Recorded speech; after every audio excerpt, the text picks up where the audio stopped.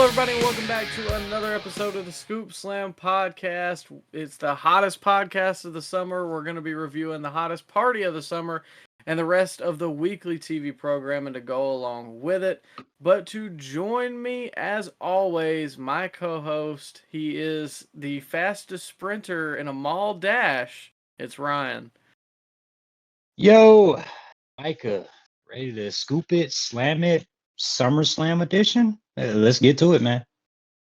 What a weekend. Oh, We got a story to tell. So, if you didn't listen to last week's podcast, we were live in living color for AEW Collision that was in Greenville, South Carolina this past weekend. And, oh boy, where do we start? Leaving? I woke up 9 a.m. that morning. Sure, why not? So, the previous night, I had went and gotten some delicious Korean barbecue. However, my stomach did not think it was so delicious, and I wanted to die when I woke up. But I knew I had paid for these tickets, and you did, and my wife did. So I was like, okay, well, I'll just, chew some gum, get some cold air blood on my face, and yeah. So my stomach was killing me the entire way, and it was about a 6-hour drive, five and some change, whatever, to the show. And we got there a little early, and like I said, my stomach was hurting, so it's already been a day, plus a drive. If you've driven that long, plus you got to think we drove 4 or 4.5 from New Orleans the previous weekend. So, I don't want to be in a car that long. I don't think anybody does. Yeah, it was nonstop too. We didn't stop. Yeah, no hotels either. The same night we drove back home. Yeah. So yeah, so my stomach was killing me, but we got there. We had a couple hours to meander and kind of check out the city. So, we went to little mom and pop shops, got a bite to eat. Well, we did in Atlanta. And we were like, oh, okay, they got a big mall. We got like 2 hours to the show. Let's go down there, check it out. And where we're from, our mall is dead, but this mall was pretty lively. Had some good stores, good selection. We, didn't even really get to fully check it out. And it was tax-free weekend for the state of South Carolina as well. Yeah, and so it was packed, and it was actually a nice change of pace because typically, like I said, malls are dying around the world or around the U.S. But I mean, I don't know, I was hyped. We still had time. My stomach was killing me still, so I didn't eat anything. You hadn't eaten anything all day, so we went to the food court. I grabbed a table. My wife goes to the restroom. You picked up some grub from Great American Cookie. Yes, sir. And then where did you actually end up going to get a meal? Bro, I went to some cheesesteak stand. I don't remember what it was called, but it looked delectable, delicious. I mean, I ordered a 12-inch Philly cheesesteak sub. I had the loaded fries ready to go, waiting in line. Got my cup. My cup started leaking, so I got back in line to tell them I needed another drink, and then all hell broke loose.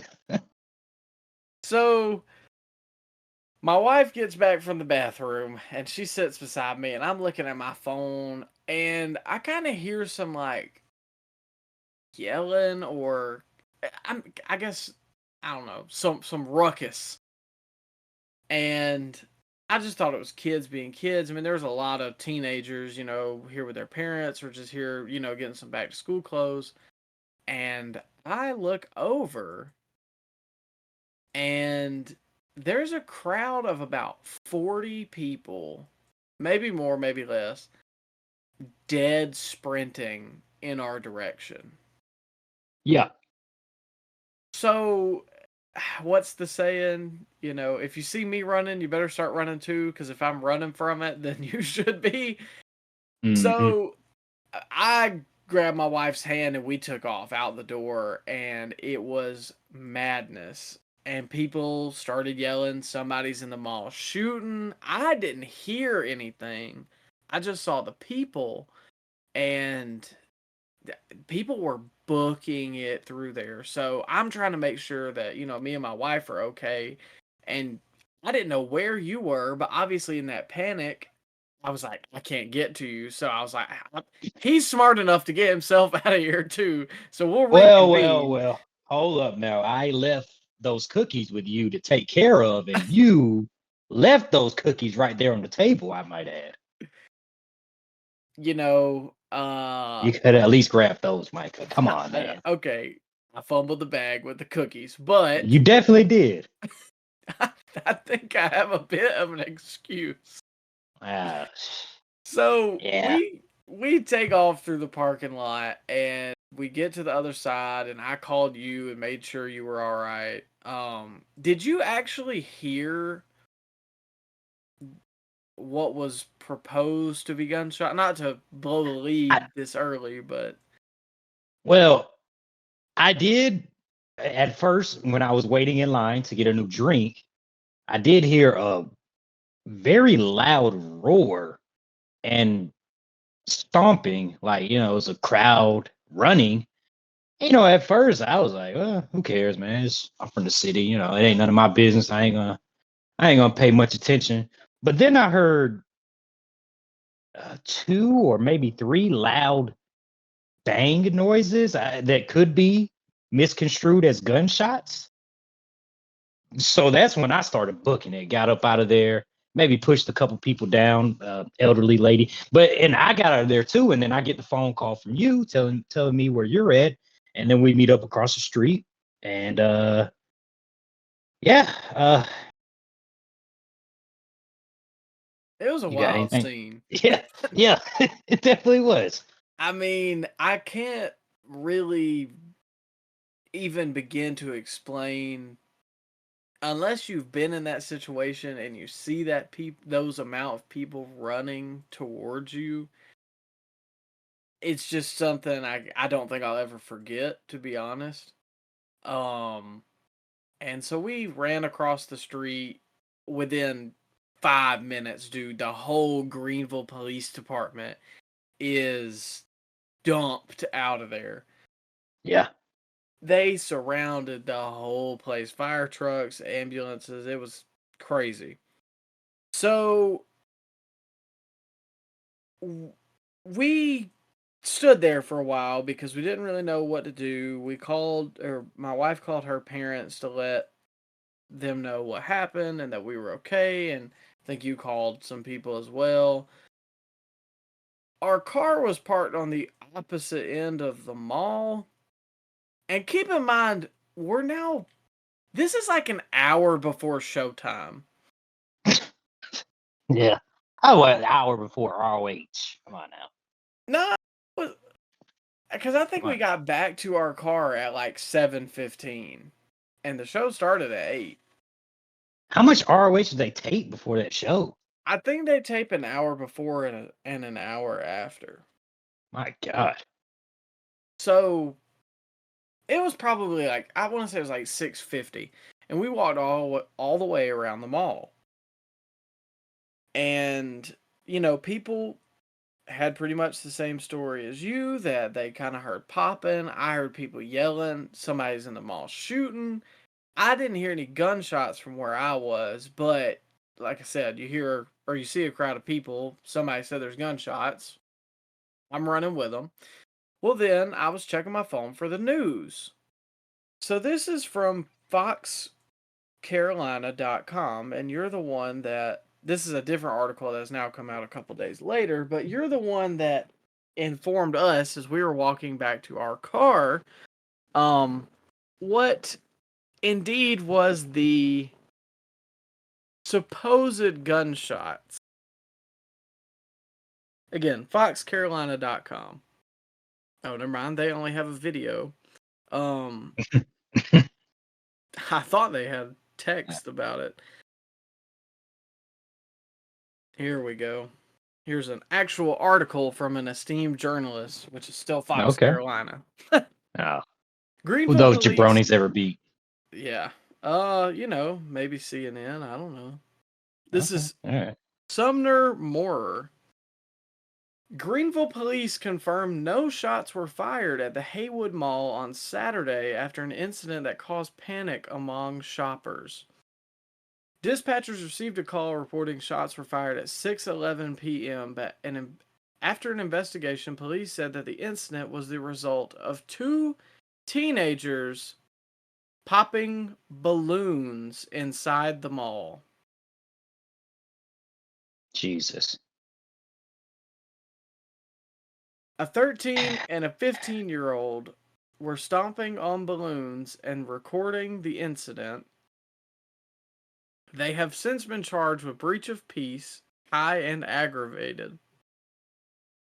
Oh, that'll teach him. So, this madness, and we saw people trampled, was because a couple kids wanted to pop some balloons in the mall, and this is the state of the world that we live in, that if somebody hears two loud pops in a really public place, nobody's sticking around to find out what it's about. No. And then one person sees somebody run, and then they start running, and then next thing you know, it's a group of people running and mass panic. Mass panic. Crazy, man. Again, I don't think it's something I'll ever forget. It No. was such a wild experience. I can't even begin to explain what that feels like, what your mind goes through in that moment. A lot of adrenaline. Mm-hmm. I thought Ricky Starks was coming for you for a sec, man. I thought he finally found you. Hey, I think he was trying to. He sent a hitman out for me. But I don't know. So that before we get to Collision, because that's where we're about to start. That kind of took me out of the show. We did make it in time right before Collision started. I think we had like 15 minutes to spare. But It took you out. You didn't want to see it at that point. no, I mean I did. But what I'm saying is like my adrenaline ran so high for those like 15 minutes. I was so tired in that arena. And I was ready to get there and boo FTR. Not gonna lie. Yeah, this is if anybody was there live and the heartfelt promo that Dax was cutting after the show heard some disturbance in the force, that would be It was me. It was me. It was me. Had to, man. Hey, did that really need to happen? There was a ROH taping that everybody was dying to see, and he had to take 30 minutes to thank who was that jabroni he brought in the ring? Jabroni, Dennis I don't even. Condrey. Oh yeah, who did he ever beat? Yeah, he brought in over the hill, washed up. Heck yeah, Dennis Condrey. Now, what's your favorite Dennis Condrey match, Micah? The scaffold match.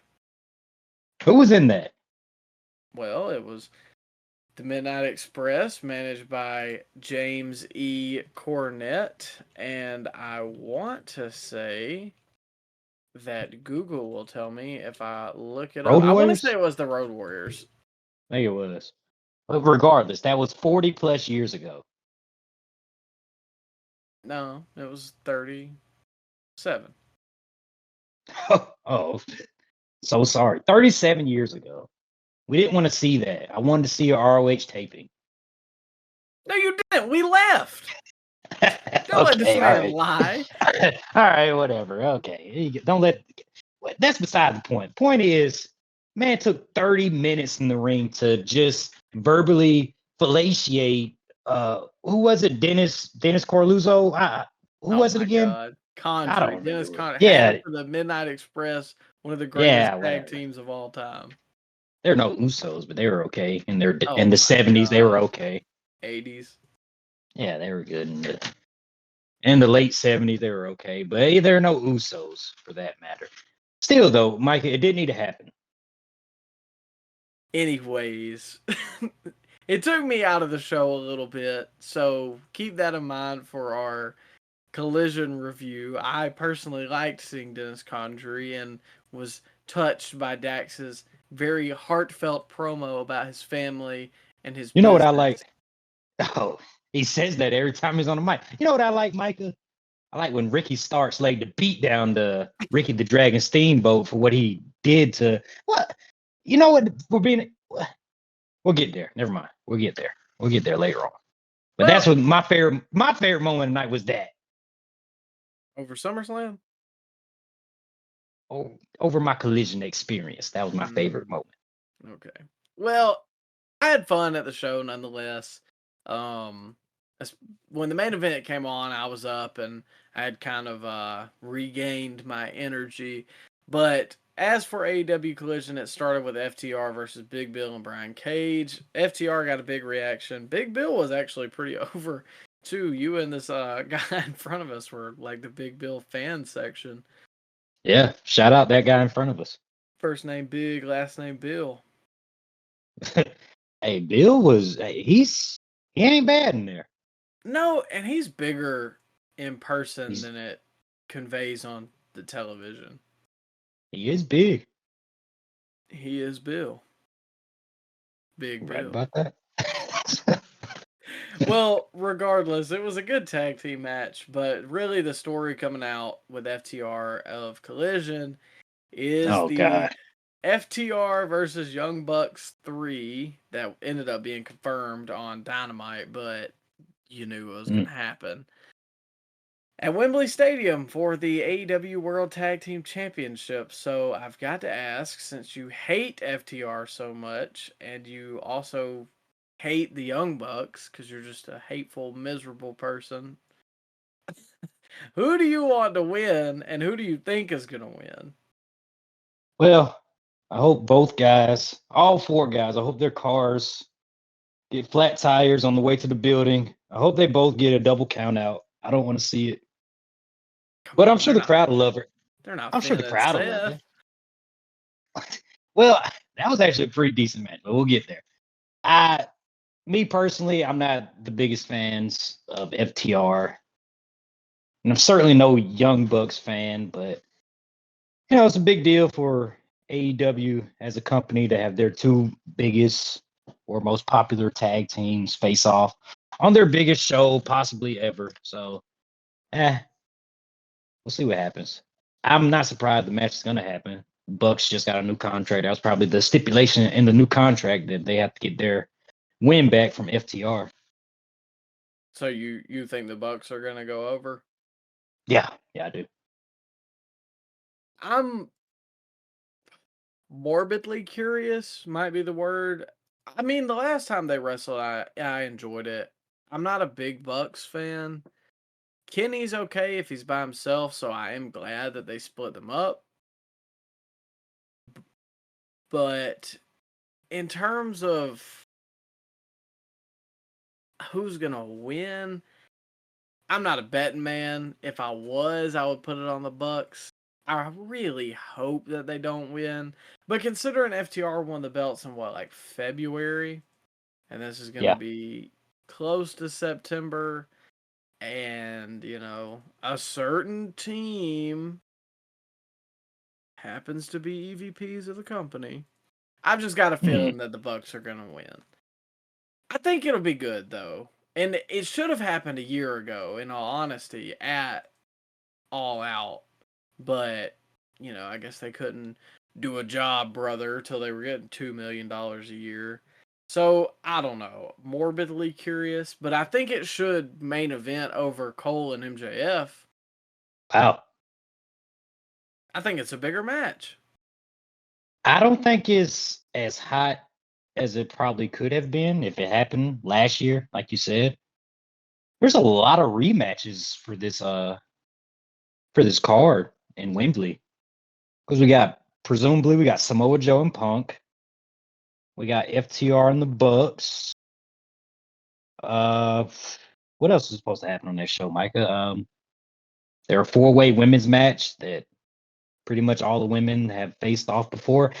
They're not like this. Doesn't feel like an AEW WrestleMania because all these matches feel like I've seen it before. I mean, I'm sure it'll be good matches, but they're not like must see, never before seen matches like Omega versus Punk or I don't know Jericho versus Well, I think they're I don't doing know Jericho versus Sting. Osprey. Are they still doing that? It doesn't seem like it. Osprey ain't been on the show. Well, yeah, but I think what He's they're feuding with gonna the lean. appreciators now. Well, I guess that's true. I think it's more of the Don Callis aspect of that story because Callis was uh against Omega, and so wasn't he like rooting for Osprey the last time? I don't know. I didn't watch their match, but Yeah, I or didn't watch it. I watched the first one. I didn't watch the second one yet. So I think maybe that's what it's going to play into, but I don't know that to be certain. They're still building towards it. There was a lot of outrage today on Twitter because there's going to be like a 6-man, like Omega and the other guys. I have no idea, but there's going to be like a Omega and 6-man the with like guys Omega and 2 other people and the and other guys. Okay, Takeshita. I have no idea who you're talking about. Something was Oh, rumored and people were pissed. That's all I can really tell you at this okay, moment. okay. Because people wanted Omega versus Osprey, and I understand I that. That still would be a rematch, though. Yeah, I thought that they were going in the direction of Takashi versus Kenny or Takeshita. Takeshita? Well, Yeah, yeah, him.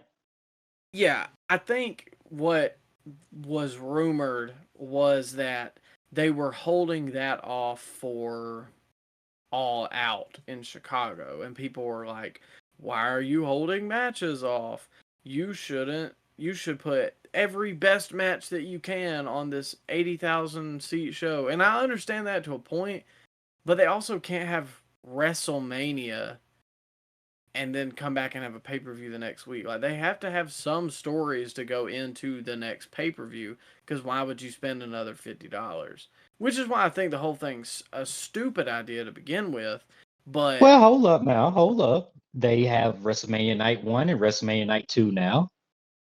So this is basically that, right? It's a week apart. maybe, I mean, yeah, but like at the same time, what are they gonna do? Adam Cole and MJF again at All Out? Are they gonna do FTR versus the Bucks again at All Out? So what can they build to in a week? That's a great question. It's gonna take a it's gonna take an expert booker to build these two cards up, Micah. But thank God you got Booker of the Year, Tony Khan. Oh, I might have to call in Sean. I don't know. Triple H after SummerSlam, his stock has went down a little bit. Ah, come on, come on, Let's call a spade give a it a shot. spade. It ain't no, I'm not calling it that. Regardless, FTR versus the Bucks at Wembley. I'm sure it'll be good. We'll see how it goes. But for the main event of Collision, for the Real World Championship, or the NXT Championship, as you have so dubbed it, CM Punk versus Ricky Starks with special enforcer outside of the ring lumberjack Ricky Steamboat. Um, the atmosphere in the arena was really good to me. The dueling chants went on for a long time for Ricky and Punk, and um, they both got good reactions. I would say it was more Punk heavy, but Punk still wasn't just this white meat baby face. Like there was a lot of Ricky fans too, but that could have also been because you were in my ear yelling for him. But Well, of course, you know, I couldn't let you boo Ricky out the building. Wasn't had gonna to. happen. Not on my watch. Regardless, I thought it was a good match. I don't know how it came across on TV because from what I heard from some other podcasters, there was a couple slip ups, but it was Yeah. overall good. In person, I didn't notice anything. I'm back on the Ricky boat. I was never off the Ricky boat. I just You needed did. no. You buried him. You I buried just him 6 feet under. I needed to be shown that he could go, and I think this Punk Michael, feud has shown you that called him a bum. I I did not. You have no proof. I was there. I just said that maybe his in-ring work just needed a little bit of a touch, and I think with the Punk feud that he has arrived at the main event scene. Yeah. In my eyes, he's been there, but I know to you think he's a scrub. So yeah, he's done a lot of good stuff the last couple weeks. I did hear the same thing you heard, that it was kind of it was a little sloppy at times, and a lot of people on the Ricky Starks hate bandwagon, which I don't understand. People like people comparing Ricky Starks to Ultimate Warrior, which is what you basically did 3 weeks ago, and you basically did, Micah. I You didn't say that basically he did. couldn't work at all. I'm just saying when the lights are brightest, Ricky's a little sloppy. I thought he did well in there against Phil, but is Ricky Starks the dumbest guy alive? Because the referee was down, and he has a referee outside, a special guest referee, and he puts his feet on the ropes right beside the special guest referee. Am I missing something, Micah? Was Ricky Steamboat out of place, or what? What happened there? It's hard to tell because we saw it from, only one angle. I want to say that he was out of place. I think he was supposed to get in the ring when the ref went down, but in my I bet like, you. I bet you want to blame Starks on the misplacement, oh don't you? my god, no! I actually want to Just saying. blame Ricky Steamboat. I was about to say, yeah, I know you want to blame Ricky. I think it was Steamboat's fault, but in my head, I wondered. They ran a spot earlier where Punk and Steamboat were having issues. Too many Rickies, pal. Punk and Steamboat were having issues. So I wonder if maybe in my head, like Ricky was thinking that Steamboat would let him slide with it because Steamboat and Punk were kind of drawing back and forth. I don't know. But I really feel like Steamboat was supposed to get in the ring and then didn't because he ended up having to get in the ring to count the pinfall for Punk, and Punk really got like a 6 count because it took Ricky a Yeah, second to get in the ring. I think it was just bobbled, but some people call it predictable. I didn't think it was. Yeah, predictability is not always a bad thing, and most weekly TV is predictable. So, nonetheless, I enjoyed it, even if it was bobbled a little bit. Mainly the after match stuff I really enjoyed. yeah. I thought they advertised Ricky Steamboat as the guest referee, not the guest enforcer. They did. It was the guest referee. The outside the ring guest referee. Yeah. Because All I even right. called that out when we were there live. I was like, why is he not getting in the ring? He's supposed to be. Yeah, he looked in good shape. Yeah. He counted the 3 good, in my opinion. It was a little fast, but yeah. Well, it's not his day job, brother. Regardless, he deserved that beatdown that Ricky Starks gave him at the end. Took off his belt and then, wore him out, Mike. I love that. I wish that everybody could have been in the stands with me and you because everybody around us was booing and Ryan was like, "Yes, get that old geriatric piece of garbage." Well, hold up. We had the Big Bill fan club. They were on my side too. Yeah, there were a little bit. I think mainly Yeah. we were just popping them the whole night. That But was my favorite part of the night, man. it was a good angle, and I think Ricky lost but still kept his heat, so it's a good way to go home in that aspect. I was expecting a Joe run-in or something to that effect. I'm sure they'll start building it up this week on Collision, but I wouldn't mind a Joe run-in, come in and choke out Punk real quick, or Phil. That's also where I thought they were going. I thought it was kind of... Oh, man, I would have died and went to heaven if he would have came out and choked out Phil. Oh, my God. Well, see, then I thought like maybe FTR would come down and help him. I don't know.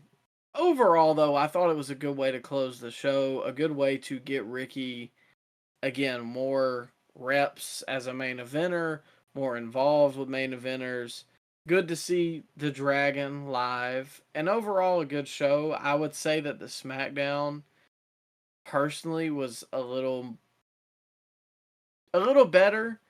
Also, I didn't have a horribly traumatic experience right before the show, and Yeah. the atmosphere was bigger. Got to see Roman for the first time. Got to see a lot of guys in WWE that I haven't seen before. Whereas with AEW, I think all of those guys I've seen. So, Well, if you would have stuck around a little longer for the ROH tapings, you could have seen your man Dalton Castle. oh, really? Yeah, he was there. I actually wouldn't mind seeing Dalton Castle. I would have liked to see his entrance, and then I would have went home. Oh, come on. Maybe he would have came out like right before we left. Well, Dax would have spent 45 minutes blowing come on. Dennis Coruzzo. We could have seen Dalton Castle. I don't understand why they don't pull him up to Collision. Like, why is he stuck in Ring of Honor? You mean to tell me that he can't be on the show over, like, I don't know, Top Flight or... They're not on the show. They've been on the show the past 2 weeks. They have? Yeah, they wrestled the House of Black last week, and then I think, like, Darius and Action Andretti wrestled, again, the House of Black. Well, that ain't happening again. Well, regardless, that it's not like they're getting promo time. Top Flight's not getting 5-minute promo segments. Dalton Castle's not going to get over in the ring. He needs promo segments. He needs like vignettes. I think just putting Top Flight in there is not really taking away from Dalton Castle promo time. So why they can't give Dalton Castle 3 minutes for a vignette? Let him get over. I just don't understand why he's shackled to the developmental brand. He's a good wrestler. He's got a good gimmick. He's got the gift of gab. Maybe people don't like him. I don't know. What did MJF say on Twitter? That if you've been in the business for over 10 years and you haven't made it, that you're either a a-hole or you're just not that talented? I think Dalton's actually that talented. I just think he has. I mean, he was Ring of Honor World Champion. I would say he made it to a point. He just hasn't made it on TV. That was a down period for Ring of Honor. NXT stole all their talent at that point, Micah. They had nobody. He still did it with a broken freaking back, brother. And then what did that get him? They got his company out of business. Well, clearly he's not a draw. He's not a draw. I'm not saying I don't get he's it. To be the world champion. I'm just saying he could be on the show in a featured, platform. Yeah, I just don't get it, man. His voice kind of bothers me. That's why I'm not the biggest Dalton Castle fan. And the whole gimmick, you got the Orlando Jordan boys with him. Whoa. Now I'm just saying he has the boys with him. It's just not for me. Not for me. I think it works. But let's move on. We still got a big show to get to. So that was Collision. You had watched half of this next show in the stands. Paid $50 to watch Peacock. Bro, you telling me you wanted to see that women's match? What was that women's match on Collision? Chris Statlander versus Mercedes Martinez for the TBS Championship. When that match was going on, Cody Rhodes and Brock Lesnar were having their match, and I wasn't missing that. Well, I wasn't missing that for Chris Statlander. Come on now. Well, you got a point. Because that was my match of the night. And the guys behind me were watching the same match. So come on now. Were they really? They were watching Brock and Cody with me. Oh my God, I didn't know that. What, did you see them looking down at your phone? Yeah, bro. I turned around and they were staring at my phone. And like I was the only one that had no interest in seeing Statlander versus Martinez. Come on now. Well, you got a point. Like I said, I actually enjoyed the Cody match. Let's move on. Overall, it's another solid week of Collision. I'm intrigued to see this week. They've got Punk and FTR versus the House of Black, so let's see if they can actually get something good out of the House of Black for once. Oh. SummerSlam. I'll hold my overall thoughts until the end. Mm. Are we going old school? Scoop and slams? We're going old school. We're going to go a little more in depth. Scoops and slams on each match. We were going to do an individual episode for the pay-per-view, but things didn't pan out that way. So, we'll see how we do it from now on. We might do an individual episode for pay-per-views. There just wasn't a whole lot on TV this week to really talk about, so I figured we could all bundle it together. But as for now, we're going to go old school. The scoop and slam method, if you are just now joining the podcast, our scoops are our positive thoughts about the match or the angle itself. Our slams are the negatives or the things we didn't like about the match or angle. So, to open up SummerSlam, we were greeted by Logan Paul and Ricochet in a grudge match for Samantha Irvin. Nah, I'm just playing. Basically in a who can do the coolest stunt match. Is that what it was? I mean, let's call a spade a spade. It did look cool though. I want to say I'm gonna try my best to hold my thoughts for SummerSlam, cause I can feel a burial coming. You might not be wrong, but anyways, Logan Paul versus Ricochet. You want to start us off with your scoops? Yeah, I'll start us off. I thought that buckshot from the ring to the floor was crazy. That have you ever seen anything like that? That buckshot lariat that Logan Paul hit on Ricochet? No, and I don't know how. I kind of saw it in real time and I had to process it in my mind, much less like how it actually worked, because it didn't look. It real. almost looked like a video game, like when you're supposed to do a move in the ring and then you kind of glitch to the outside. Yeah, but he's really smooth. Like, I hate to admit it because I don't like the Paul brothers, and the other one beat Nate Diaz. So it's just a bad night for me all around. But Logan is really good at this. He's so athletic. Like, there's not a lot of things that I haven't seen in wrestling, like as far as like high flying stuff. Because in the 90s, if you seen somebody pull off a 450 or like a shooting star press, it was big news. You didn't really see that every day. But now, over the last 25 or 30 years, you've pretty much seen every high flying move that there is to offer. But that I've never seen anything like that. The buckshot lariat to the outside. I think Adam Page should just go ahead and retire that as his finisher. There's no way he can top that. He don't do it better than Logan, just being honest. No. You can be pissed about that comment if you want to, but trust me. And I'm a Logan Paul hater. Yeah. But, the facts are the facts. You gotta sit there and watch it, and I'd rather watch Logan do it. I think a lot of people would at this point. Where is Adam Page? Where's he been? I don't know. People are clamoring for him to have a show or a match on the Wembley show, but I'm not. No, not in this direction. Oh. Did you have another scoop? I figure we can both just run down all of them at the same time instead of doing one and one and one and one. So if you want to wrap up your last one, go ahead. Yeah, I hit you with one more double stack, as we called it back in the day. The moonsault catch that Ricochet caught Logan Paul, and then Logan Paul did like some kind of tornado DDT type maneuver off the moonsault, which was crazy to see. Ricochet is a strong SOB too, because that to catch Logan Paul like that and then have the strength to kind of twist him around into because the tornado DDT is usually the move is up to the guy, catching the other guy. Yeah. So that whole sequence was a big scoop in my opinion. I enjoyed that viral moment that they had.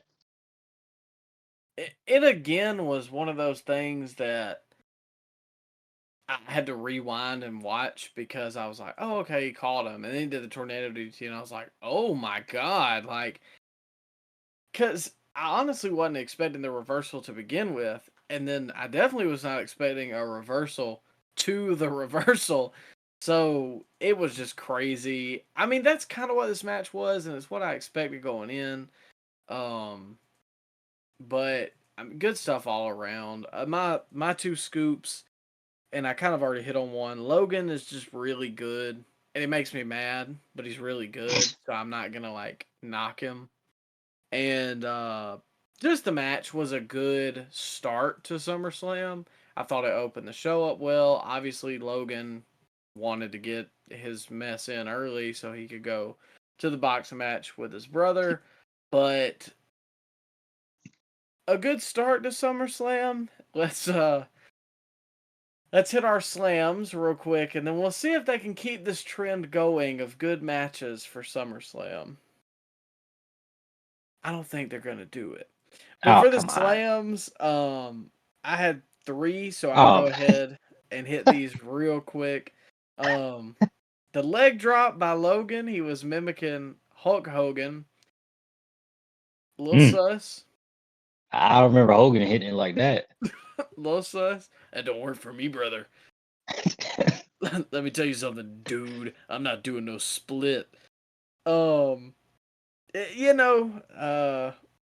for me. It was a little comical. At times, some of the stuff they were trying to do was a little contrived. And I think it ended up to them bobbling a couple things. With a match like this that is just kind of high spots, that's bound to happen. But I can't just let it not go uncalled out. And lastly, I don't really like the finish because I didn't know who that was.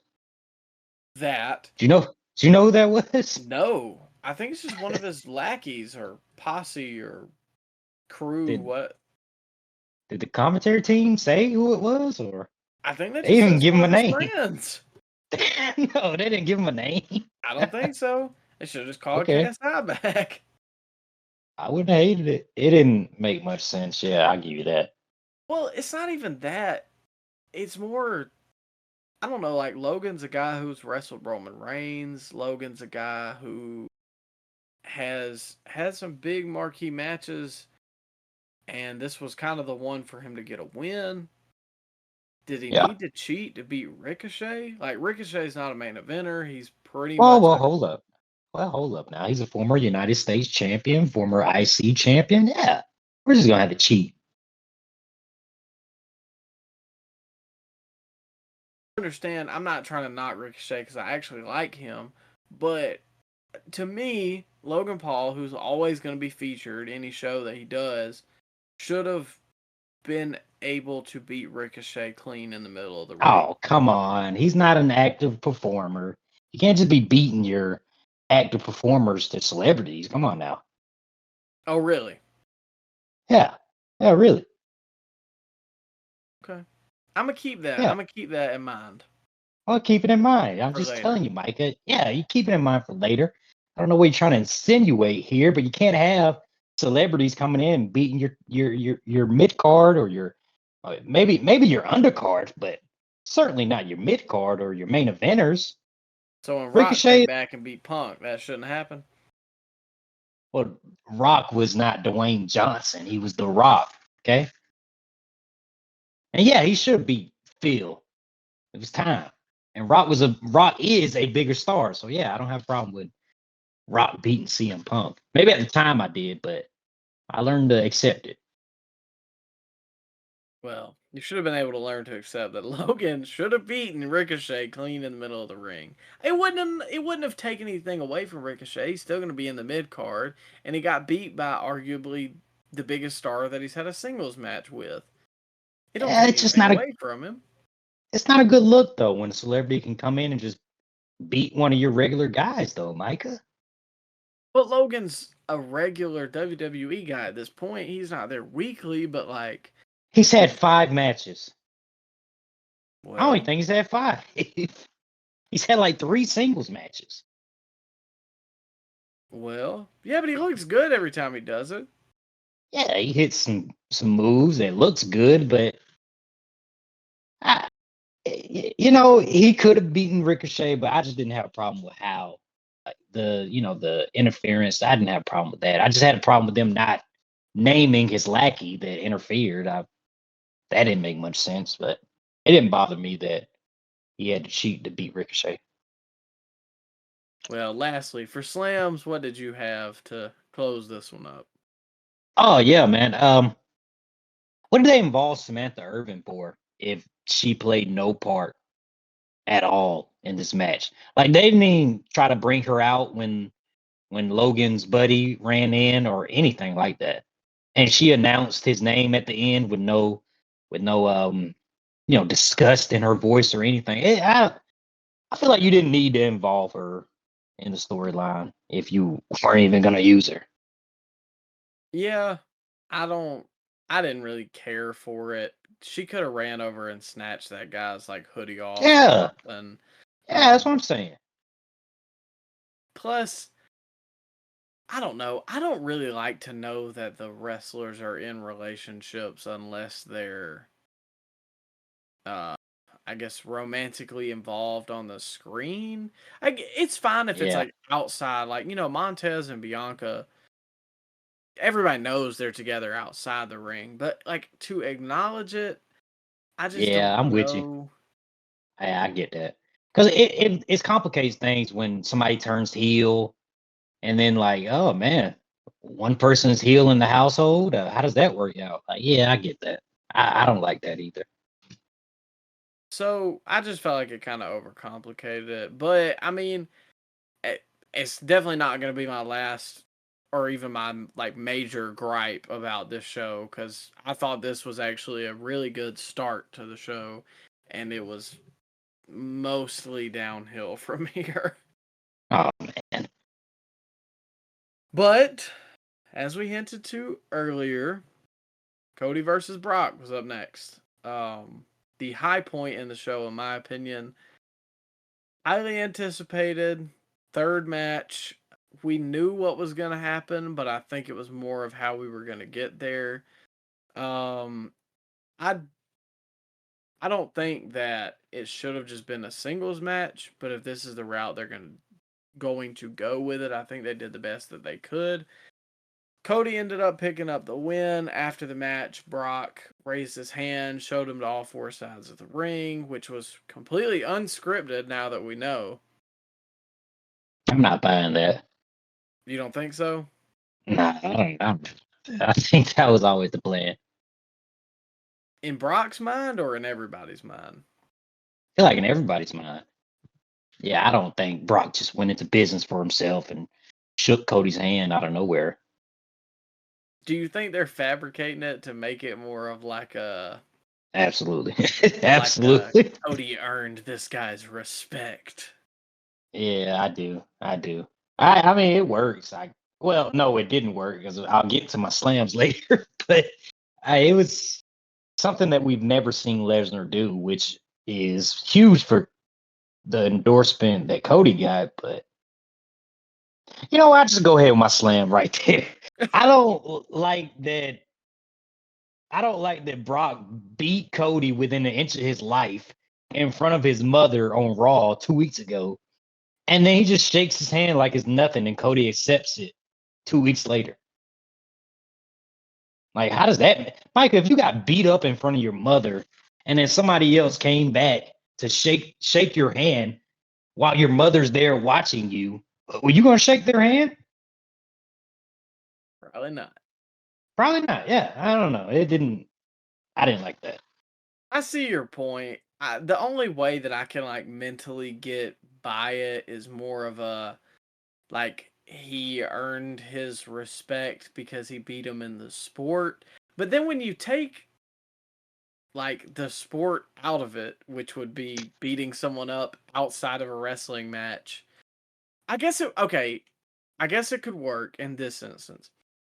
Brock and Cody have a match. Cody's mom is ringside. Brock beats the absolute dog piss out of Cody, but it's within the limits of the match. That'd be different.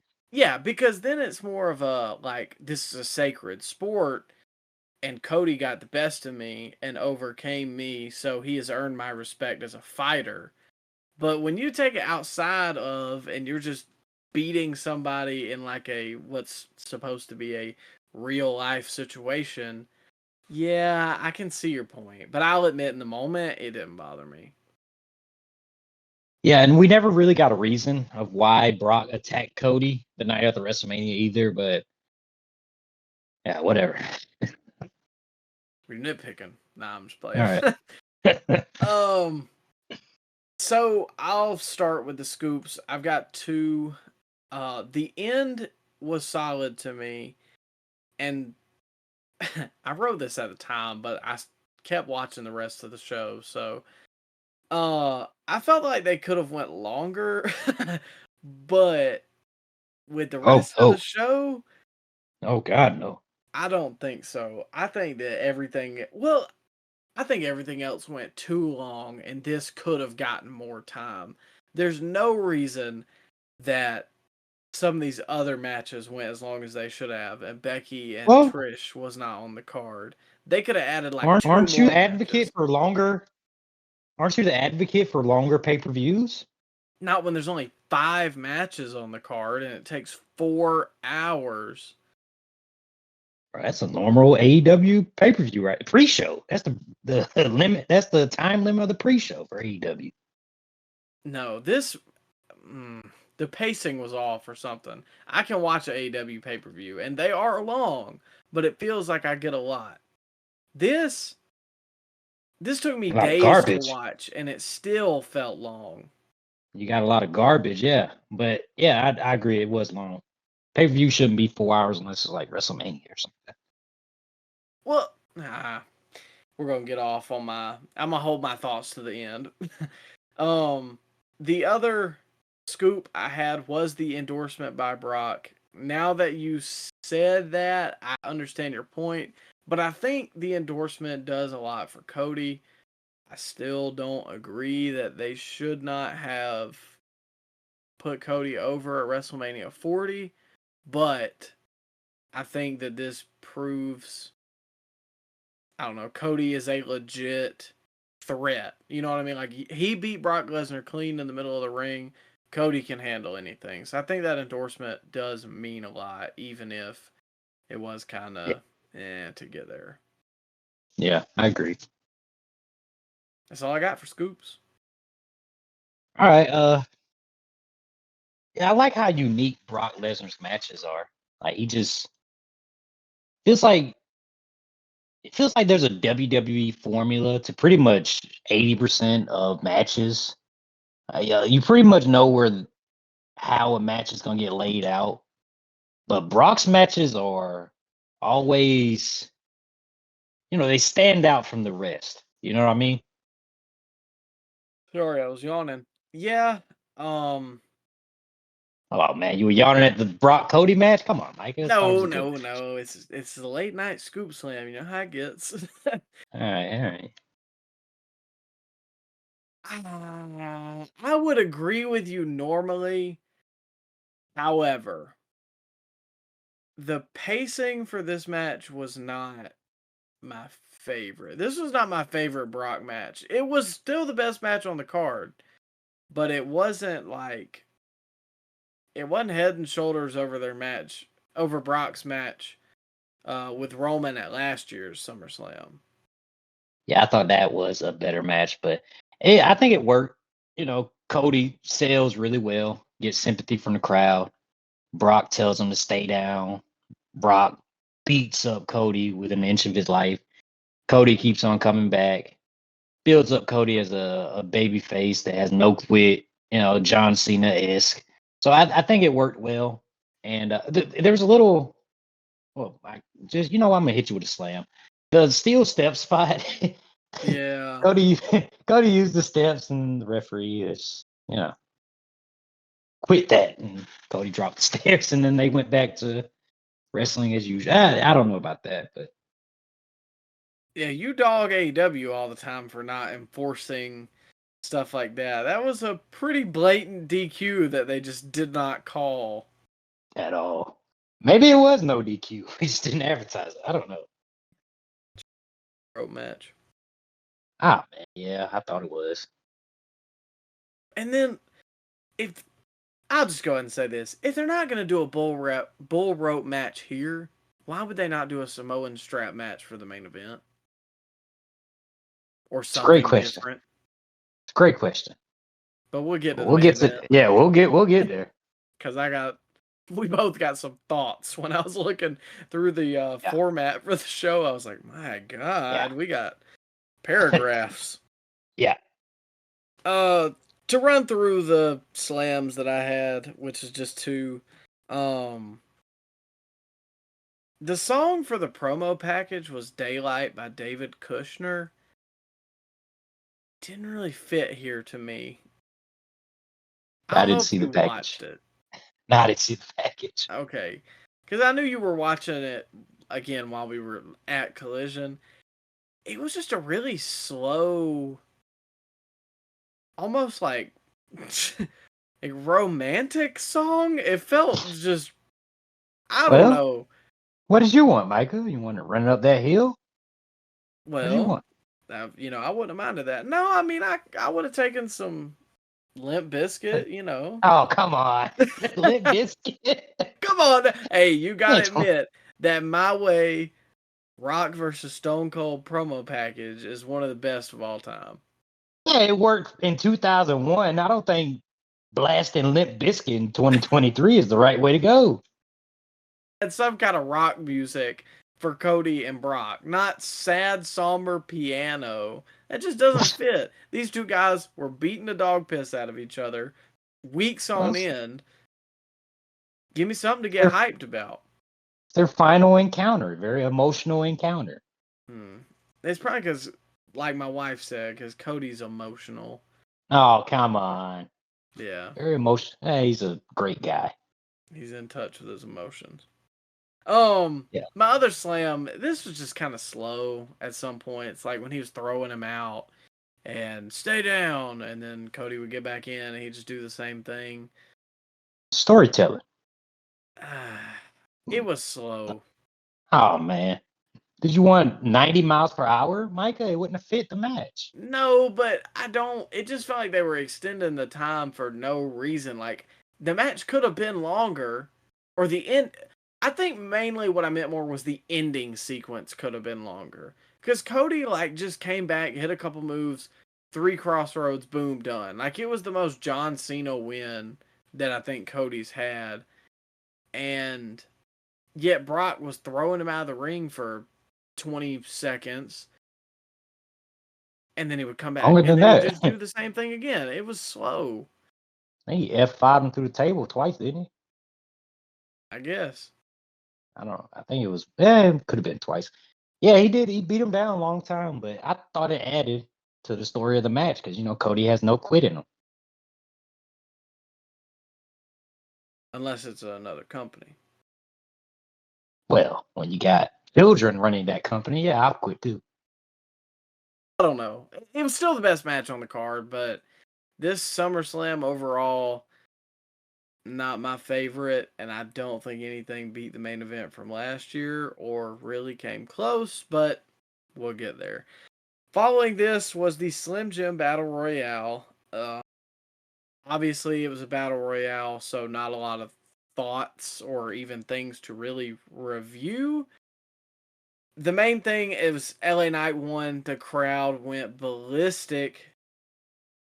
most over guy in the company. He's got the number 1, 2, and 3 selling shirt right now on the WWE shop. He's huge. He's over. He's finally getting his moment, so I'm glad to see it. He was on Raw. He was on SmackDown. We'll get to his Raw segment in a little bit. Oh, and he So, was on a new Slim Jim commercial. Did you see that? yes, with Bianca, wasn't it? Yeah. Yeah. Oh, yeah. So they see a lot of potential with him. I'm glad that he's finally getting his moment. He is still living up to the hype, judging on his Raw performance. So that was just my overall scoop for this. Not going to dig too deep into it, but just right result was made. I'm at peace. Yeah, I hit you with a double scoop real quick and then we'll move on. Because it's a battle royal, so not really much to talk about. But I just like how they intertwined a bunch of feuds in this match. Like they had Gable eliminating Imperium, which has, the Gunther Gable feud right now is heating up. And then you got Cross costing AJ the match, which ties into their SmackDown match that they had earlier tonight. So yeah, I just like how they did that for the Battle Royal.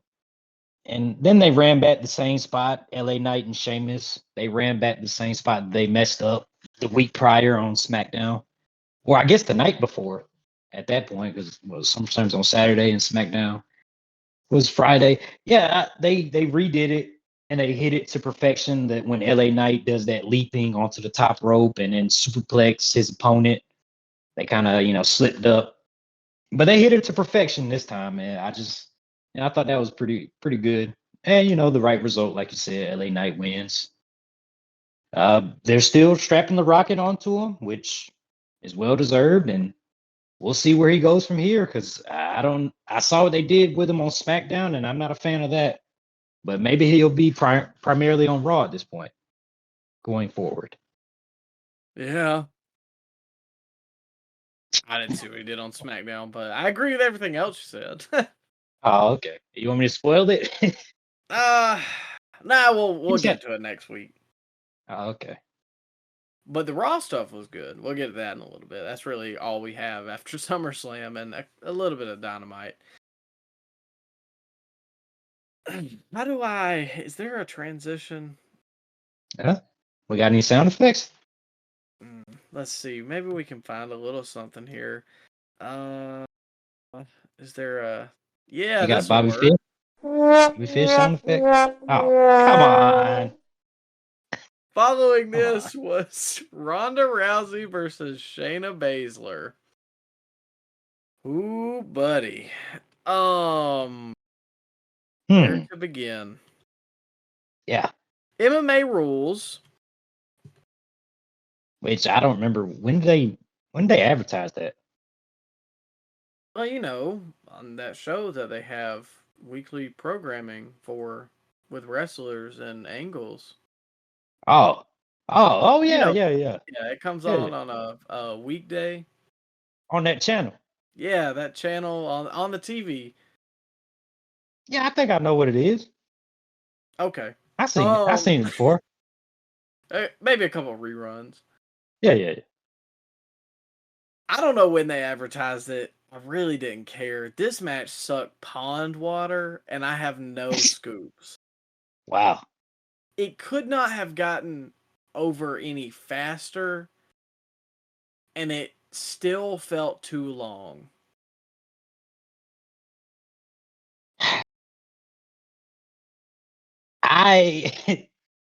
This was my favorite women's match of the night. Come on. I I yeah, liked the other women's match, but it was better than this. this was my favorite women's match of the night. It wasn't really a great bell to bell action in ring classic, but they laid some stuff in, Mike. It looked pretty cool. I mean, did you see that roundhouse Shayna gave Ronda? I think some of it was laid in, like the Hey, and then knee. you see, that knee looked gorgeous. Man, I like the concept. I thought it was interesting. It's just the crowd did not care for it, and that kind of drugged the match down a little bit. But It didn't overstay its welcome. It was only like 5 minutes. It still was too long. No, that other women's match was too long. That was like 30. I think that some of it looked good, like the knee. Some of the punches looked fake, and Oh, they definitely did. But Ronda's punches always look fake. I don't know. I will never go back and watch this again. I was almost in pain watching it. Well, it wasn't like it was 15 minutes and crowd was booing them and they phoned it in. They actually did lay some stuff in. I thought, as far as Ronda's matches go, this is probably her best match in quite a while. Bad for Naruto and Ronda Rousey because the crowd didn't care, and they knew that Naruto was gonna win. And Whoa, whoa, whoa. Shayna? you know, she sounds like Naruto. Okay, all right. If you have not seen that clip, please go listen to any Shayna Baszler promo. I know they might be hard to find. They're there. And then please go watch the English dub of Naruto. It's almost uncanny. Come on, be nice. So, well, I am. I like Naruto more than I like Shayna Baszler. Oh, come on. So, Naruto is a resilient ninja warrior, and he was not going to let Ronda Rousey show him around. Wow. No, in all seriousness, the crowd just didn't care. And so I did feel kind of bad for them because I saw some clips after that they were like just heading to the merch stands in the bathroom in droves. And everybody knew what was going to happen. Shayna was going to win because Ronda's on her way out. And, I have 2 major slams. Well, really one. You said major? Yeah, major slam. I don't think this major slam. I don't think the match was that consequential to the grand scheme of things. Like, come on. No, but this is where the wheels started falling off the show. Even though this was the low point, it still was like, and then it just never picked back up. Yeah. It kind of just felt like Brock Lesnar versus Goldberg. That was my takeaway. Wow. I know you disagreed. Big time. But the people knew what was going to happen. They knew Ronda was leaving. They didn't care. And it felt more like, I don't know, with Brock and Goldberg, people were entertaining themselves. I'm not saying that it's to that point necessarily. Let me rephrase that. With Brock and Goldberg, they were entertaining themselves to the discretion of the wrestlers in the ring. They were cheering Steve Austin. Yeah, but I mean, they were booing them. They were saying chanting like "F you Brock," "F you Goldberg," stuff like that, and those are quotes. Whereas here it was like that. People were just kind of like on their phone, or they went to the bathroom, or the merch stands, or whatever. So, that's just how it felt to me. It was like, this is very inconsequential match. Nobody cares. Yeah, I can see your point. Maybe a better comparison would be like, I don't know, the WrestleMania 32 main event with Triple H and Roman Reigns, where you knew Triple H wasn't going to retain the WWE title against Roman Reigns, so the crowd just kind of sat on their hands. I think that would have probably been a better comparison. But I didn't watch that. Yeah, well, you didn't miss much. But yeah, I understand where you're coming from. I just think it's really, really sad how promising Ronda Rousey's career started in WWE, teaming with Kurt Angle and having the best match on WrestleMania against Triple H and Stephanie McMahon, to basically have the arena filing out to go to the bathroom during her last match. Man, that's sad. Good riddance. Oh, come I'm on. I sorry, know dude. She sucked.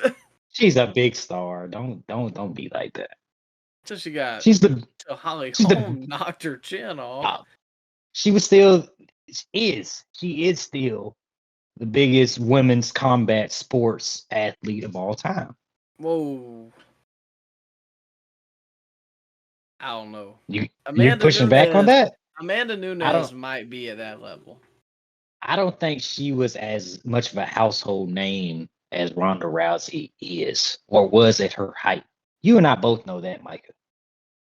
Okay, maybe I can see your point there. As somebody who was living through the Ronda Rousey MMA peak and was not an MMA fan, I still even knew who Ronda Rousey was.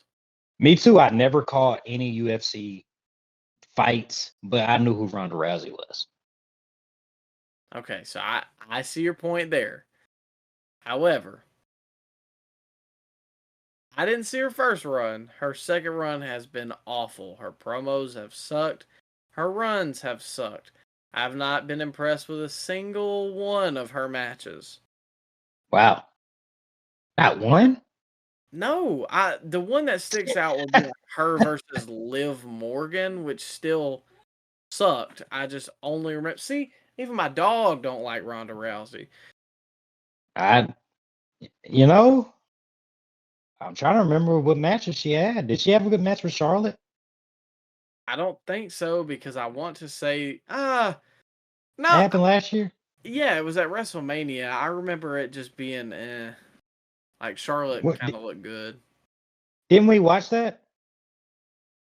Yes, but not for the podcast because our first WrestleMania was this past year's. That was like right before we started the podcast, a couple months before. Yeah, I don't remember the match very well, but it's still it's sad to see a big star like that go out like that. See me crying over it. Get her out of here, Oh yeah, send her packing, huh?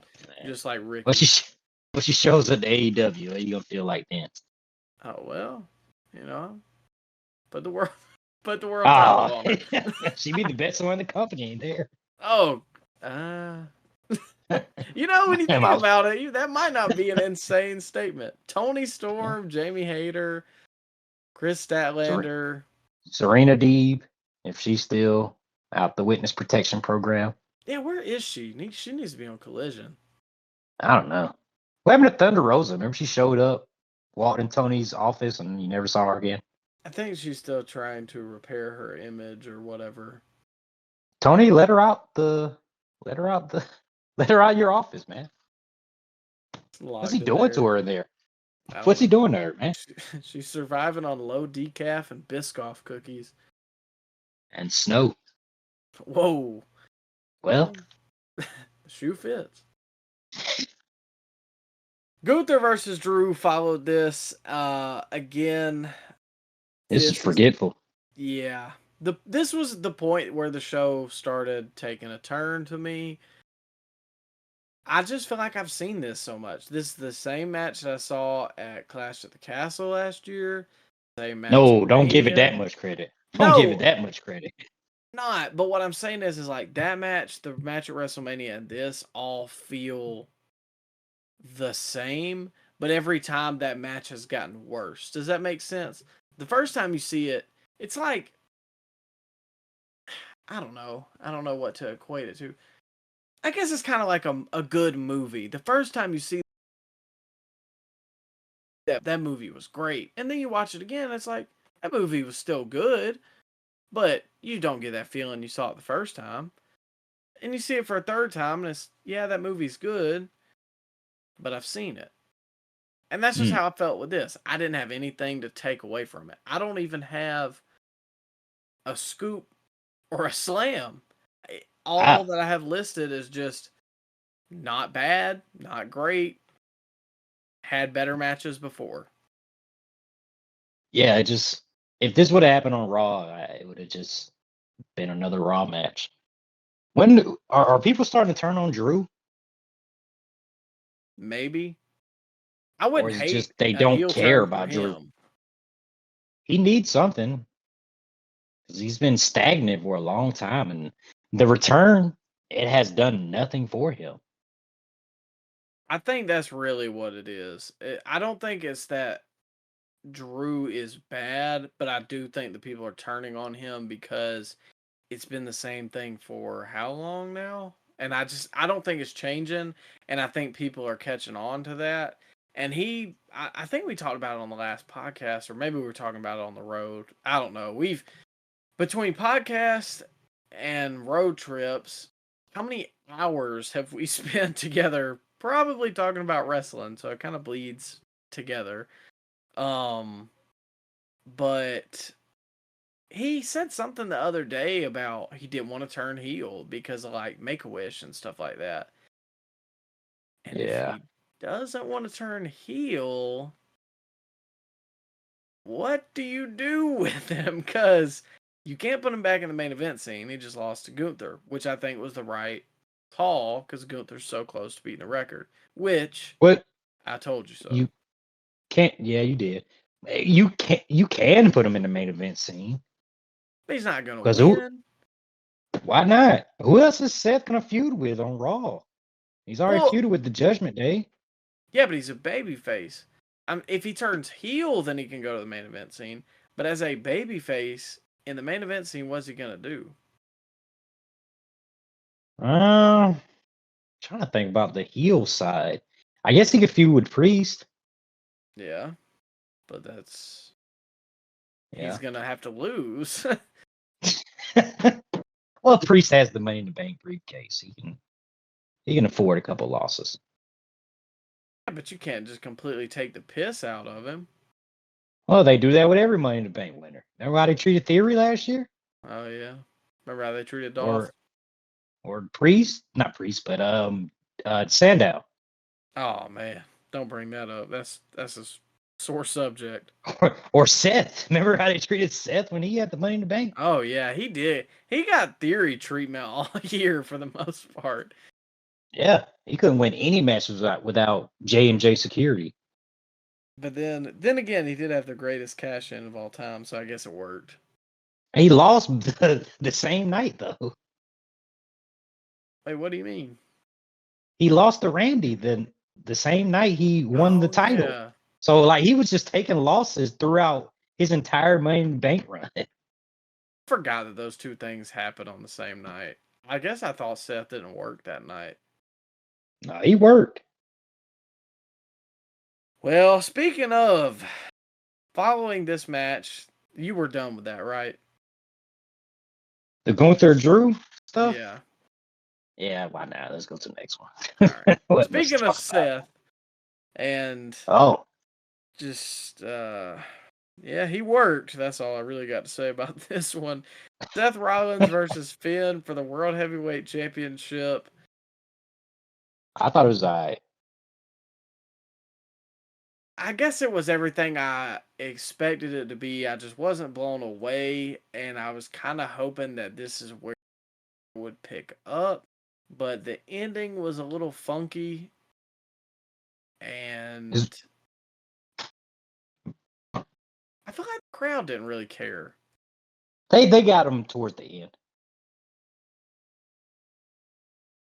The crowd all night, maybe it's because the building was so big that it really didn't translate to it. It was no Clash of the Castle crowd.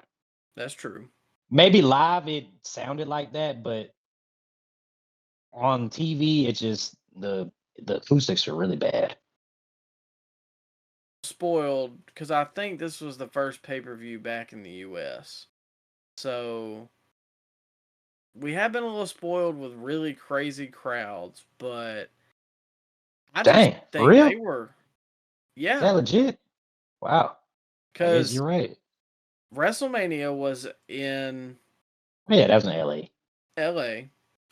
Then following that was Backlash. That was Puerto Rico. Then following that was Night of Champions, Saudi Arabia. Then Money in the Bank, which was the UK. London. Yeah, London. And I think that's all they've had. Well, even before that, Elimination Chamber, wasn't that in Canada. That was in Canada, yeah. So The yeah, Rumble was in. Where was the Rumble this year? Texas? that sounds right. San Antonio. I want to say San Antonio, yeah. Well, regardless, though, I think we've been spoiled as of late with non-US crowds because they're always going to be hotter because they don't get as many shows. And I think, this wasn't a small. This was a big stadium. This is where the Lions played. yeah, So 50,000. that's what they had, but that stadium can hold like 80, 90,000. Good God. Because for WrestleMania 23, they were at Ford Field, and the attendance that they announced was 85,000. Yeah, I don't think that one's right. Well, that's what they announced. I don't know. Didn't they have one of the early WrestleManias in? that was the that was in the same city, but not the same stadium. The WrestleMania 3 was in the Silver Dome. That's it. Okay, I was Yeah, like, wasn't it in Detroit? But Silverdome makes sense. yeah. They tore that Um, down a couple years ago. Man, that's one thing I do hate. Like, I know they have to get rid of it, but I remember a couple years ago when they got rid of the Georgia Dome. I was like, man, there's so much like history with the Georgia Dome with like Alabama football. We like owned the Georgia Dome for Yeah, like the past 15 years, which that new yeah. stadium built is really cool. But I don't know. A You lot of you those want to keep old, it standing for the history. yeah, a lot of those old historic stadiums like the Silver Dome or even the Cow Palace, which Cow Palace is still there, but they've got It's a a lot dump. of wrestling history. Yeah, but a lot of those older stadiums and arenas are dumps. So it's just a lot of real estate when you're not really gonna use the actual arena or stadium. So I guess you got a point, and I think we're stalling to not talk Seth versus Finn, but I can't necessarily blame us. Um, I don't know. If you've been listening, you know how we feel about these guys. They're both not really our favorites. I wasn't excited about this match going in, but I'll let you start off with your scoops.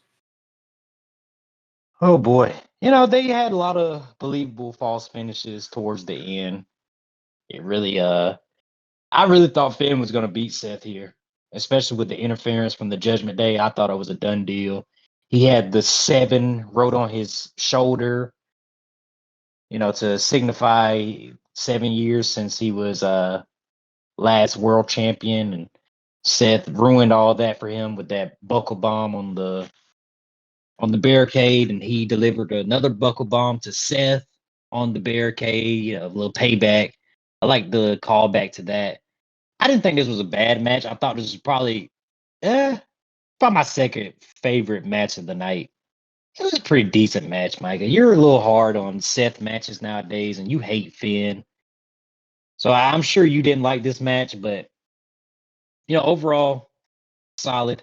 And Priest's facial expression at the end was pretty hilarious too. He had the face that I made when I saw the ending to the tribal combat match. But Mike, I'll let you go for your scoops. Oh, we're getting to that tribal combat. Yeah, I had two. Again, nothing crazy, not a bad match. I enjoyed it when the Judgment Day was, doing their thing. That was pretty much the high points of the match for me was just like Rhea and Dom and Priest involvement. Uh, I think Seth winning was the right result. You said I hate Finn. I'm sure he's a nice guy. Just I don't want to see him wrestling. He's just boring. He doesn't do Yeah. anything flashy. I mean, he's solid. He doesn't do anything flashy though. And I can't get over that, and I just don't buy him as a main eventer. So I think Seth winning was the right result unless they were going to have Priest cash in. Obviously, they weren't going to do that because, as we'll get to the next match, someone else cashed in. And I'll go ahead and move to my slams. I felt like these matches were too similar pretty much all night. Like, okay, so Cody Brock to me started the trend of like beat the piss out of the babyface, come from behind at the end and win.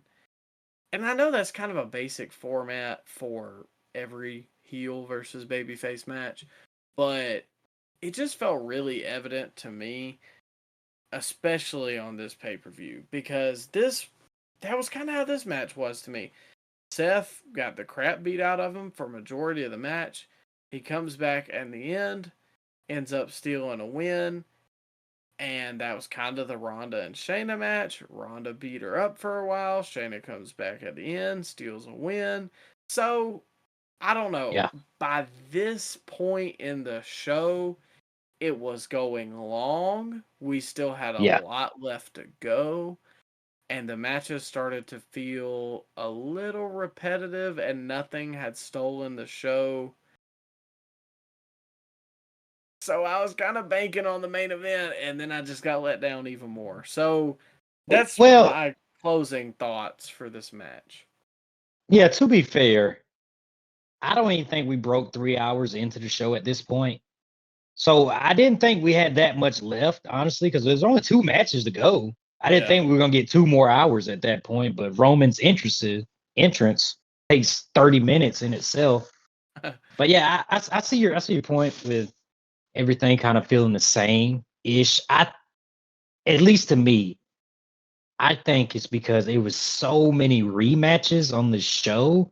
There was no like first time matchups that you were dying to see. Like, at WrestleMania we had Cody versus Roman the first time they ever met up. And we had what else we have for WrestleMania? Cena in Oh, Theory, even though it didn't Cena in live up. Theory didn't live up to the hype. Kevin, Sammy versus the Uso. We never saw that at that point. That had a story and it was a first time matchup. This SummerSlam, there was a lot of rematches. There was no great first time matches that you had to see.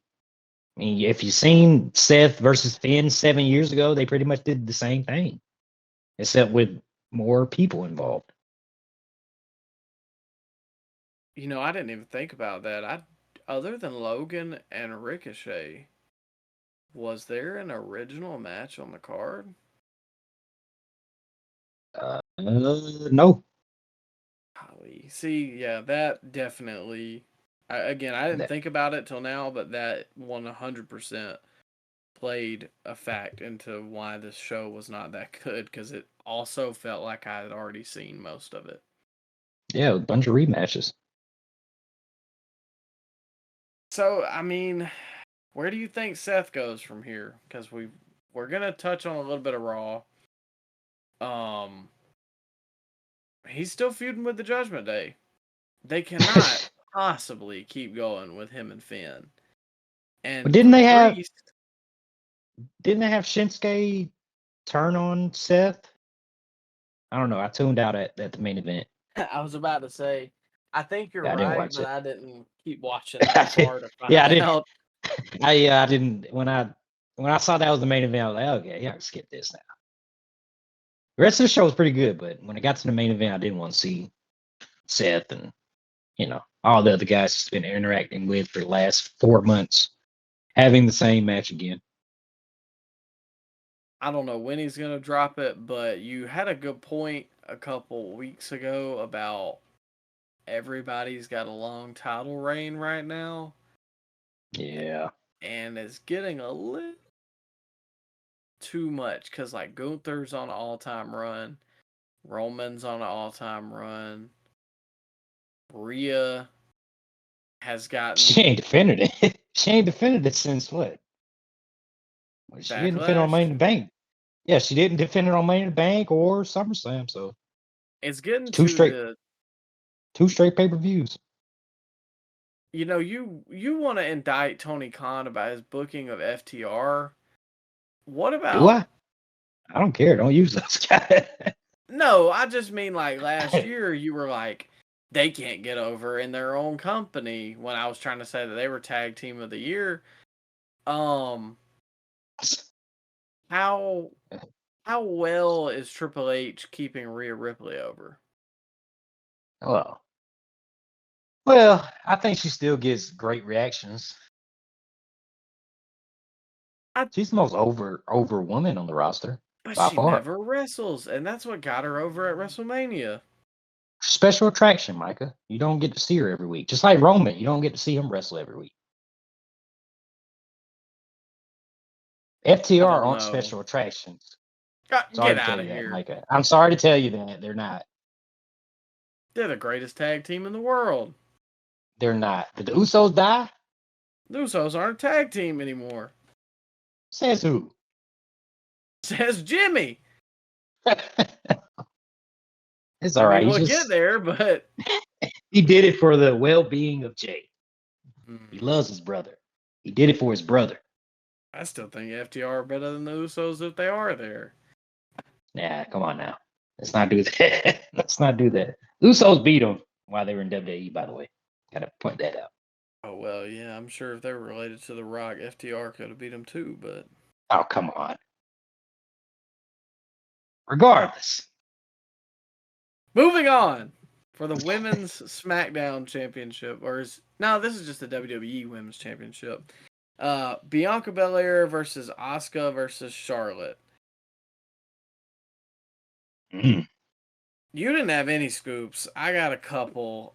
This went really long. It wasn't bad, but it just went a long time.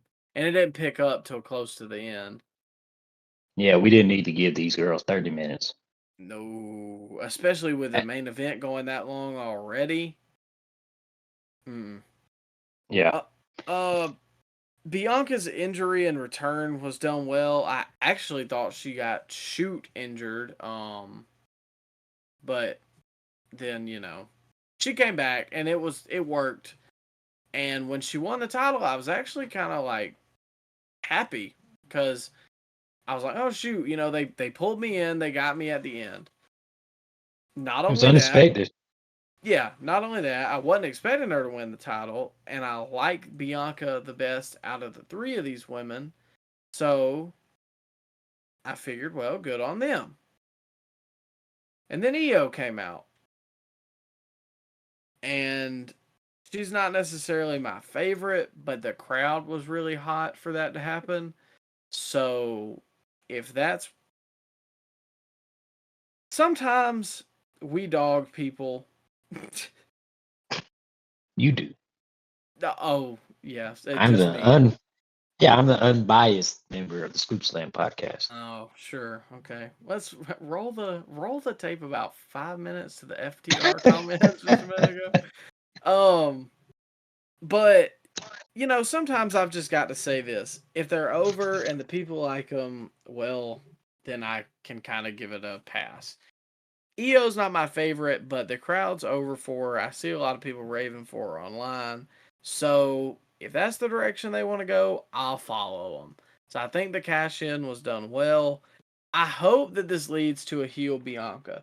I know I said earlier that I don't like when they acknowledge that relationships are a thing outside of the WWE between two talent. So I hope that Bianca turns heel, and it would also make sense considering that Montez and Bobby Lashley just turned heel. I'm not saying she's got to be in their group or even acknowledged with them, but I'm saying Are they heel? Well, they attacked the OC last week. Okay, all right. I think they're gonna be. I hope they are, but I don't know. Basically, it would kind of make kayfabe sense in my mind if Bianca also went heel with them. Yeah, you're right. But I'm not saying she's got to join their group. I'm just saying. Oh yeah, he's just saying. All black talent should join the Hurt Business. Oh Micah? My God!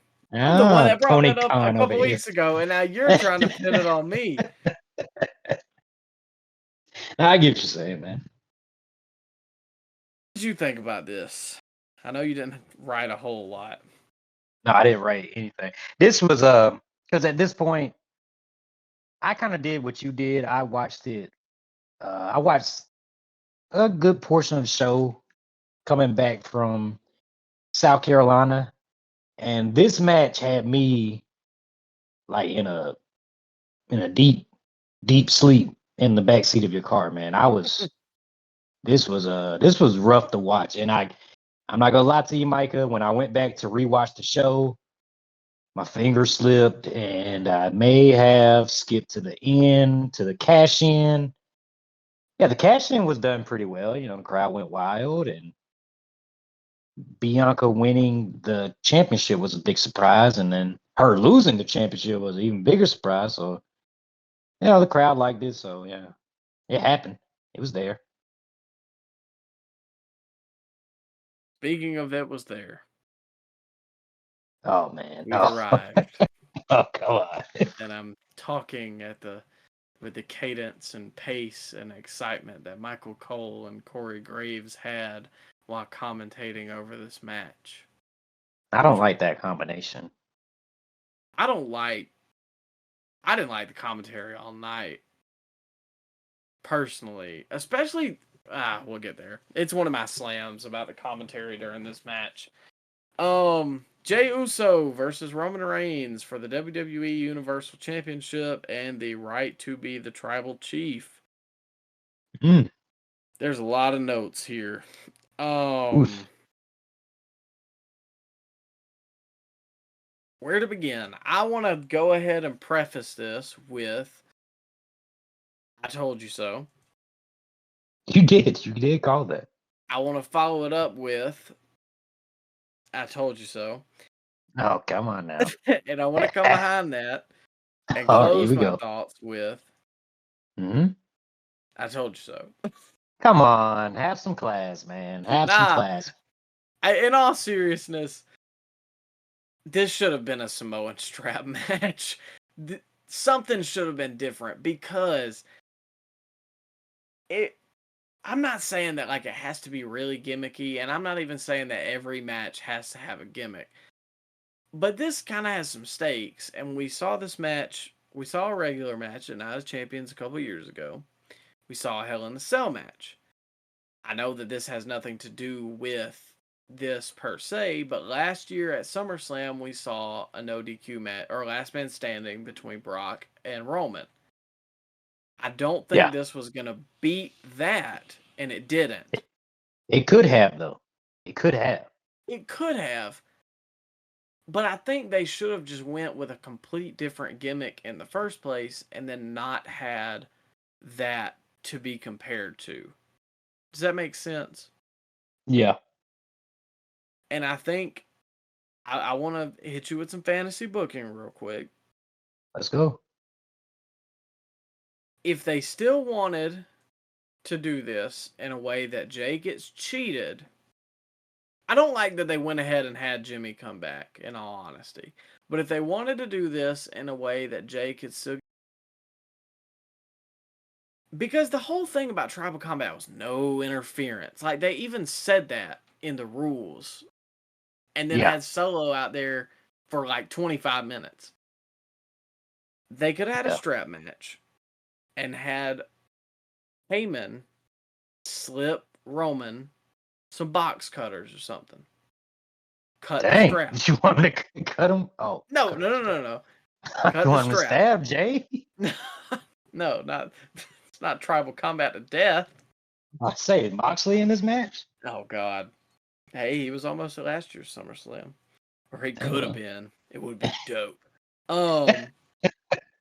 So, he could have cut the strap, which would have been cheating, which would have given Jay a scapegoat.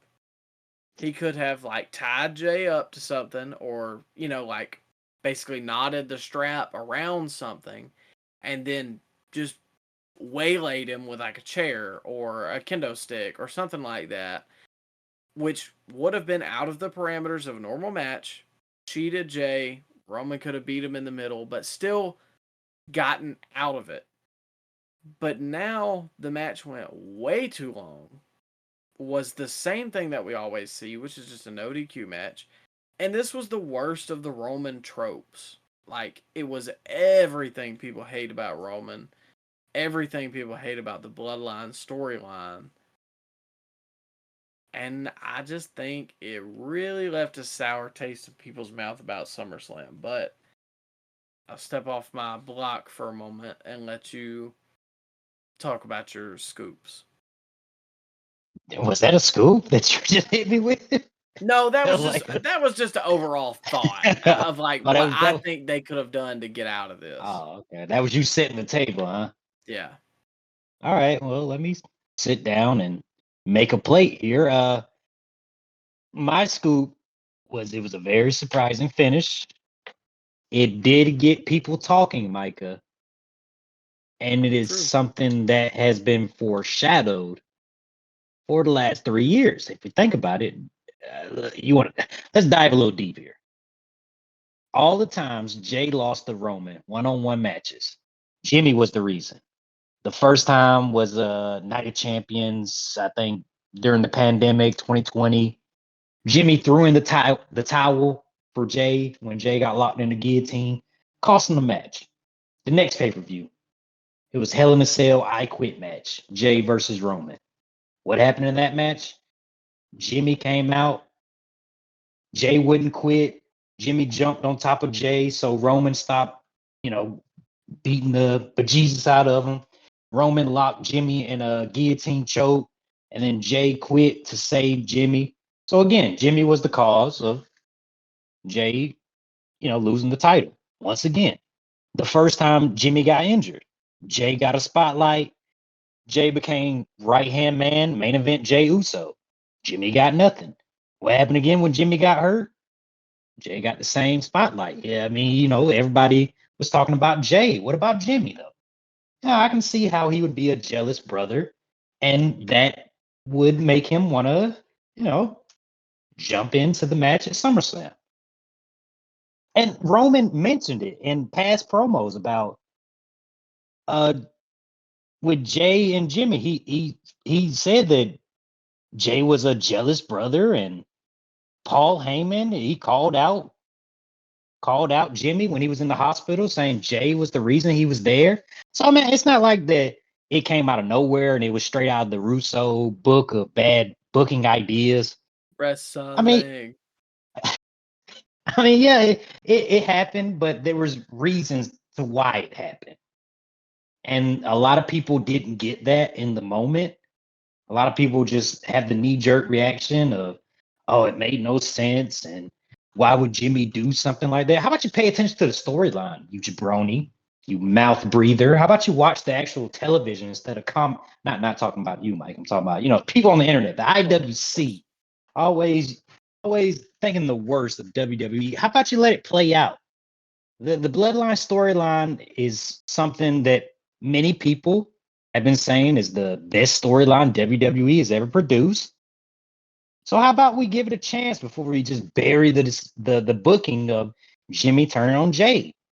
I, for one, at the time, was a little mad, but once I let it settle down, once the smoke started to settle, then I realized, well, you know what? It's kind of genius what they did here. It's not like the turn came out of nowhere. There was history leading up to the turn. There was reasons why the turn happened. So, I think that was a pretty good finish. However, this was a snail's paced match right here. Roman and Jay, oh boy, this was way too late in the show to have a match like this. I agree with pretty much everything you said. Because the outrage online was big, and I don't understand it. I mean, I let me preface that, or let me. Looked at a couple weeks ago, Mike. You were asking me, should Jimmy turn on Jay? Well, They're here's the listening, huh? thing. Yeah, well, they might be, and if they are, just cut us a check under the table. We could always use the money. Sign up for our Audible link. Hey, that would be a good plug in the middle of this. If you do like to read and you want to read some thoughts, to get your mind off of the rotten show that was SummerSlam, then make sure to go to our link in bio. I'm going to link it at the bottom of this episode of the podcast. It's in our Twitter, our Instagram, anything. It's easy for me to say. Oh boy. linktr.ee/scoopslammedpod. That's how you'll get there. It's weird. You would think it'd be .com, but no, it's linktr.ee/scoopslampod. It's the top link. You can get a free month of Audible Premium Plus at no cost. You just got to sign up. You can cancel it right after. You still get your free month. And, it's a token of our appreciation. We're partners with them now. I've recently been reading the Death of the Territories book.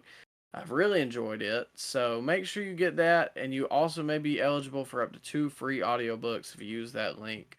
Like I said, linktr.ee/scoopslampod. It'll take you there. Look for it, Instagram, Twitter, and I'll link it in the bottom of this episode. Nice plug. I honestly forgot about our ad spot. You recovered very nicely, though. Hopefully, Hopefully, hopefully Mr. Levesque is going to sign up there.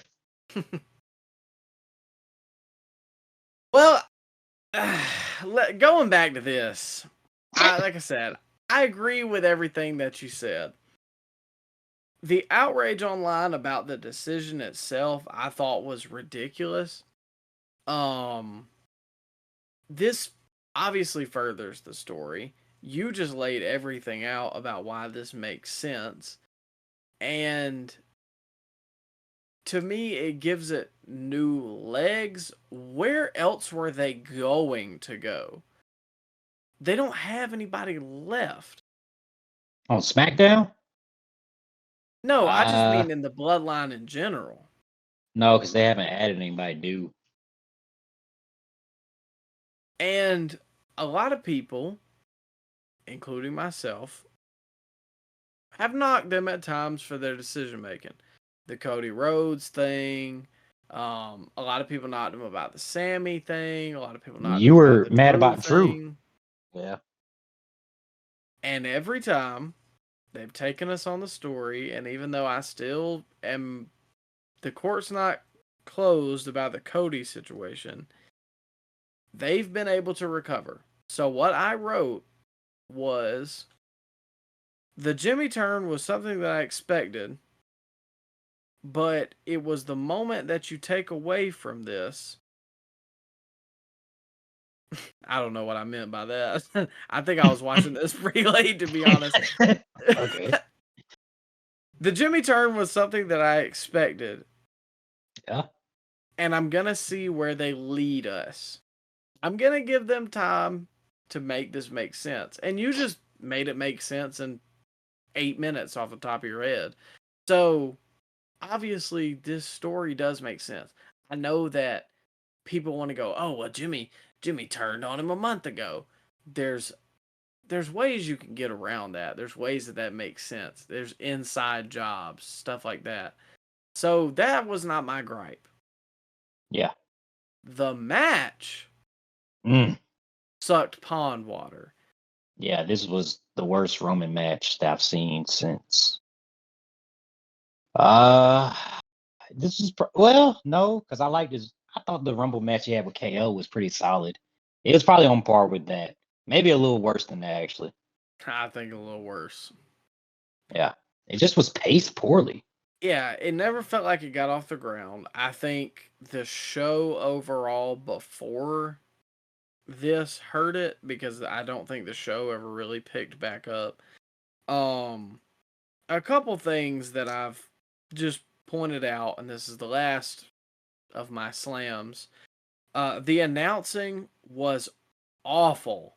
Michael Cole, Corey Graves should be indicted for this performance because they just talked like this, and oh my God, Roman Reigns is decimating Jey Uso. Like, are we are we commentating the main event of one of the big 4 pay-per-views, arguably the second biggest pay-per-view they have of the year, and a very, huge grudge match for the biggest prize in sports entertainment? Or are we commentating over a funeral? Yeah, it did feel like that. And I think the combination doesn't work because I like Michael with Wade Barrett, and I like him with what's that jabroni, the punter, Pat McAfee. Yeah, I liked him with Pat McAfee, but jabroni. him and the guy that took his ball and went home. And screw you, Pat. But yeah, I don't think that combination of Michael Cole and Corey Graves works. Maybe it's Corey Graves, man. I don't know. I like Corey Graves, but Kevin Patrick and him's not a good combination. Neither is Michael Cole and him. I don't know. Pull up Booker T from developmental. Hey, I'm here for that. Let Booker T do commentary as Black Snow. Remember when he was commentating what he was doing in the ring that one time? yeah, just let him do a whole show like that. What was Kevin Kevin Nash Nash's was name? Chet Lemon. God. The best and worst of TNA. I loved it. The main event Mafia was good television, in my opinion. They buried everybody, but Jesus Christ, was it not entertaining? I was here for it. And people say that it wasn't going to work because, like, I don't know. They kind of tried that in WCW or whatever, but I don't know. I was entertained, and obviously AJ and them eventually made it out, so I don't know. Did they? They made it out the company, yeah. Well, I think that was more of the Hulkster and one Mr. Bischoff coming in and ruining it, but yeah, funeral commentating for a funeral pace match. This is probably my least favorite Roman match that I've seen since I came back to watching the product in 2021. It just was slow, like you said, pacing off, and it was all of the worst things that people complain about Roman Reigns jammed into one. The match wasn't stellar in the ring, had interference constantly, like to the point that it's like, okay, does security not care? Or is there just no semblance of rules? Like, at some point, Jay has to know, oh, well, you know. Where's Sammy? Where's Sami Zayn? Yeah. I mean, Jay has to know, okay, every single match that Roman has had, he's had somebody run in. I should probably have some backup. Like, nope, I'm just going to go out there by myself and just, certainly nobody's going to run out here and attack me. I know that maybe I'm thinking about that too hard, but that's just what I came away from this match with. And to close my thoughts about it, the match, it was awful. I don't really know what else to say. Dang. Tells how you really feel, huh? I did. I'll bury this worse than Ricky. Oh, come on. Yeah, it wasn't the best paced match, but they made a record gate at SummerSlam. They're doing record profits. They're about to finalize their merger with what's the name of their company now? Endeavor, yeah, they're about to finalize it. So, bottom line is still looking really good with World Wrestling Entertainment. Just was not a great SummerSlam, kind of a mixed bag SummerSlam. I wouldn't give it the props of a mixed bag. There's a couple good things in a mixed bag. Oh, come on. Give it a thumbs in the middle. I give it like a 4.7. Dang. No, I mean, look, I'm going to run down this lineup. We just ran down everything in detail, but in quick form, Logan Paul versus Ricochet. Good start to the show. I liked that. Yeah. Cody versus Brock. Good match. Pretty good. Yeah. Slim Jim Battle Royale. Yeah. LA Knight yeah. won. Yeah. There you go. Ronda versus Shayna. Your front wheel has fallen off. What? Come on. Gunther versus Drew. Your back wheel is starting to fall off. Seth versus Finn. Your other front wheel is falling off. Come on. Bianca versus Asuka versus Charlotte. Your axle fell out. Jesus. And Roman and Jay, your car's not moving. Car blew up. It blew up. The show slowly went down as such an awful, like, death march. I don't know. And it was a 4-hour show that felt like 8. 4+ hours. You can try and salvage this, because I know you're going to, because you tried to convince me that Royal Rumble 2021 was great. Or was that 22? It was a good show. That was a good show. That was 22. That was a good show. But, nah, this SummerSlam, not my favorite, especially not compared to last year, which was a really good SummerSlam with a really good main event. What's your final rating for this? I'm giving it about a 6.5 out of 10. You know, it was a mixed bag show. Well, probably, will I go back and watch anything on this card? Probably not. But for a live wrestling show in 2023, it was all right. It was okay, man. It was mixed bag. It was mixed bag. That copium is I'm sold just out saying, right now, ain't it? oh, come on.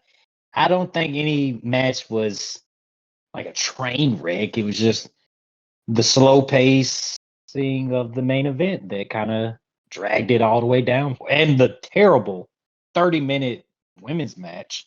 But other than that, I thought it was okay. Well, let's go ahead and get out of here. Let's hit a couple things before we leave. Raw the following Monday was a fatal 4-way match. It involved participants that I think you know better than I do. I know Chad Gable was in it. Ricochet and who else was in it? Oh, it's Ciampa and dang, who else was in it? I don't know. I watched it and I wrote it down, but I can't remember. It was all baby faces. It was all baby faces, but okay. Yeah, that fatal 4-way. Yeah. Oh, Riddle was in. Oh God, yeah, no, never mind. Now I know I didn't remember. Oh, come on. But Gable picked up the win. And this is going to lead to an Intercontinental Championship match somewhere down the road between him and Gunther. I thought How do you the feel match about was Gable? all right. How do you feel about Gable? He kind of gotten over since the last time we started when we were reviewing the stuff weekly. He's gotten way more over since then. I've always liked him as a performer. I think he's one of those guys who has been given a lot and has somehow managed to pretty much knock it out of the park anytime he's gotten it. I'm not going to say that it's perfect by any means, but he's better than he was a couple months ago. I wish he would get just a little bit more serious. I don't want him to be the one to dethrone Gunther, though. If it happened, I wouldn't hate it because he is really good in the ring. That guy, Chad Gable, has overachieved in his career. When he first showed up on the main roster as a tag team with Jason Jordan, I thought they could, they had some legs. They could go pretty far, but clearly Jason Jordan was going to be the breakout guy. And he was. And then after Jason Jordan went off on his singles run, Chad Gable went back to a tag team with Shelton Benjamin. And at that point, you thought, oh, okay, he's just going to be a tag team guy for his whole career and probably get released in about a year or two.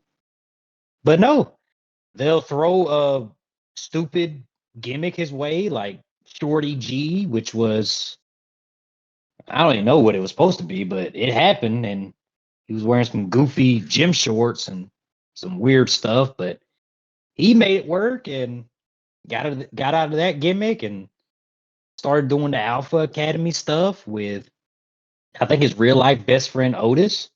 And they've been slowly getting over, man. You remember that live show we went to? Alpha Academy was one of the most over acts on the whole show.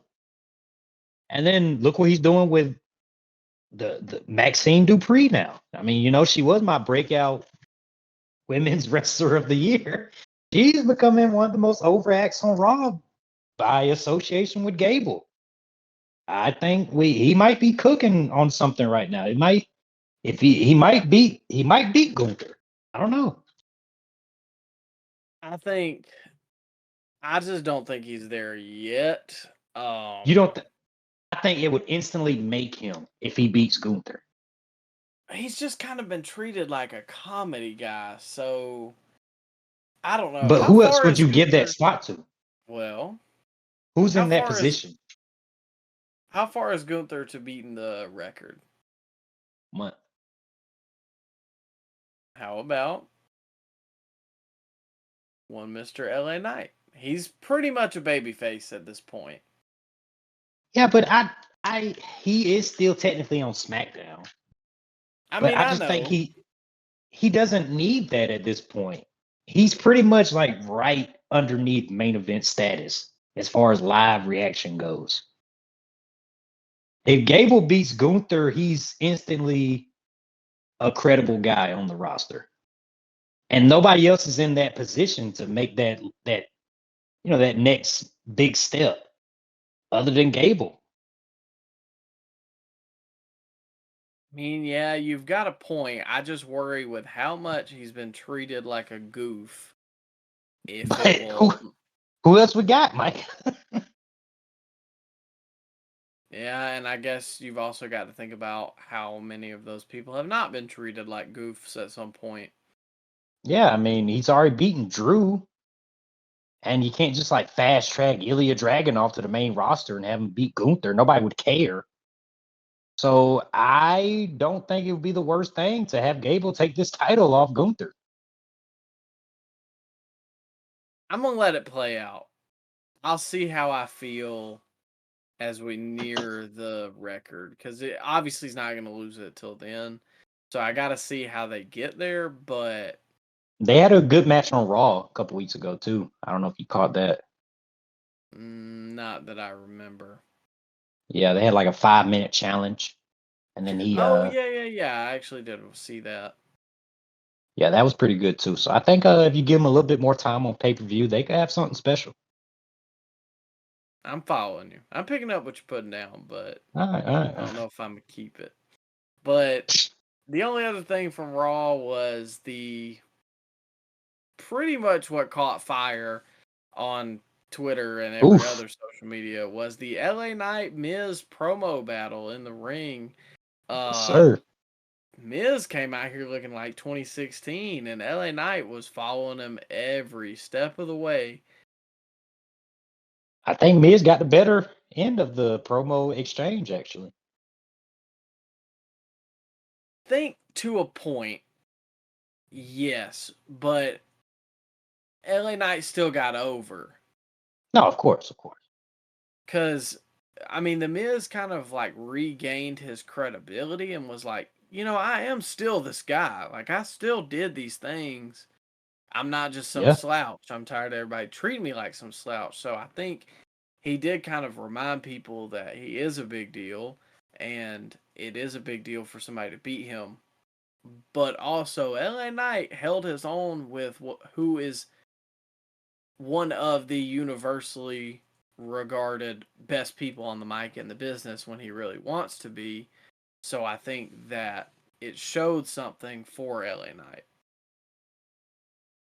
Yeah, it was give me more of that on Raw. Like if we had one of these type promo battles every week on Raw, I wouldn't miss any episodes like live. Usually I catch it the day after the Hulu version, but when these guys were going back and forth, it was very captivating. Miz showing you why he is the most underrated guy in the industry and maybe of all time. When it's all said and done, he was a WrestleMania main eventer. He was a 2-time WWE champion. He is the only 2-time Grand Slam champion. And a lot of people just take him for granted. Like he's just some jabroni that was lucky to be in his spot because he was on the Real World. And that is so far from the truth. He is actually one of the most talented guys that the WWE has ever had. I mean, when you really think about it, yeah, he's not going to do a twisting 450 double burning hammer off a ladder, but he's going to be solid. He's going to show up. He's going to give you great publicity outside the company. He's going to go do all the radio shows. He's going to do the Make-A-Wishes, and he's going to cut you a pretty decent to good promo every single week. And, I couldn't sing higher praise to Mike Mizanin. He's one of my all-time favorites, for real. I got to admit, he's not great in the ring, but he is probably the most underrated WWE wrestler of all time. I'm glad you've seen it my way. Better than Dolph Ziggler. Easily. Micah? Don't push your luck. I'm not ready to cross that bridge yet. No, I thought, going back to the promo, LA Knight, he held his own. I thought he sounded really good in there. I just think Miz got the better end of. He got better lines. Yeah, and he was a little more fired up, and you could see it all over his face. So I do agree with you. But yeah, I want to see this again Monday. Hopefully they do. Hopefully it wasn't just a one-off. Yeah, because he showed up out of no explanation. And if they advertise like LA Knight on Miz TV, then I'm like, okay, and I might have to tune in live to see that because it's gonna be. I don't know. That felt kind of real. That felt more real than most things on Monday Night Raw. Yeah, but I guess the brand split ain't real. I was thinking that, but I think that also has to do with the fact that they can't get a deal from Fox right now for SmackDown, so they're trying to rehabilitate the image of Raw. Dang, Fox don't want him no more? They don't want to pay him any more money, and I think WWE feels like that for the ratings that they do, they should be getting more money, but Fox, they might not be wanting him anymore, but I feel like what I read, don't quote me, was that they just don't want to pay him any more money than they're already getting. I want full chaos. I want TNT to get Monday Night Raw, and I want them. I'm just saying. That would be kind of funny though if like TNT ended up getting Raw or whatever, and then like USA was like, "Well, dang, we still gotta have wrestling," and then AEW went to USA or something. Or like they get Rampage. Oh man, that might kill USA. I don't know. Nobody wants that show. And lastly for the week, the only other thing left is AEW Dynamite. Not a lot to talk about again. Probably in contention for my least favorite show of the week. It's between this and Raw, which is crazy. It's just fallen so far. Collision's great though. Collision's great. Dynamite. Adam Cole and MJF were pulling double duty. They had a vignette of them at a trampoline park. Yeah.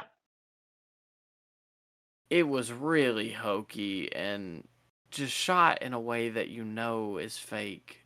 And it just looks fake. And it comes off like two goofs. Yeah, it wasn't funny. Not the world champion too. Like Adam Cole sitting there jumping. MJF, look how high I can jump. MJF, look at me. Like, dude, come on. This is like a 38-year-old man. Yeah, I mean, if it was funny, it'd be one thing, but this wasn't really funny. I don't know. These are main event. These are main event guys too. Like, it'd be different if it was undercard guys, but it's main event guys. Supposedly the greatest heel of our generation. And some people like think about DX and that kind of like these were grown men and they're acting like teenagers, which yes, I can see to a point. However, they weren't acting like children. Do you understand what I mean? They weren't acting like little kids. Like they were just acting like obnoxious like teenagers and frat guys.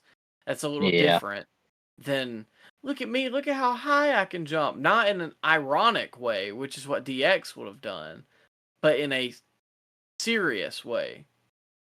Maybe DX 2009 did some childish stuff, but I That's don't really different count era. that. Yeah, I don't count that. But yeah, I get what you're saying. Oh boy, and people online seem to like it. So for the kind of people that like that kind of thing, that's the kind of things those people like. So I mean, there's not really much else to say about it. But I think the big talking point, well, the second big talking point of the show, because we all know what the biggest thing people are talking about. The second biggest thing is MJF and Adam Cole gonna be on 0 hour for All In. They're gonna be challenging for the ROH Tag Champion.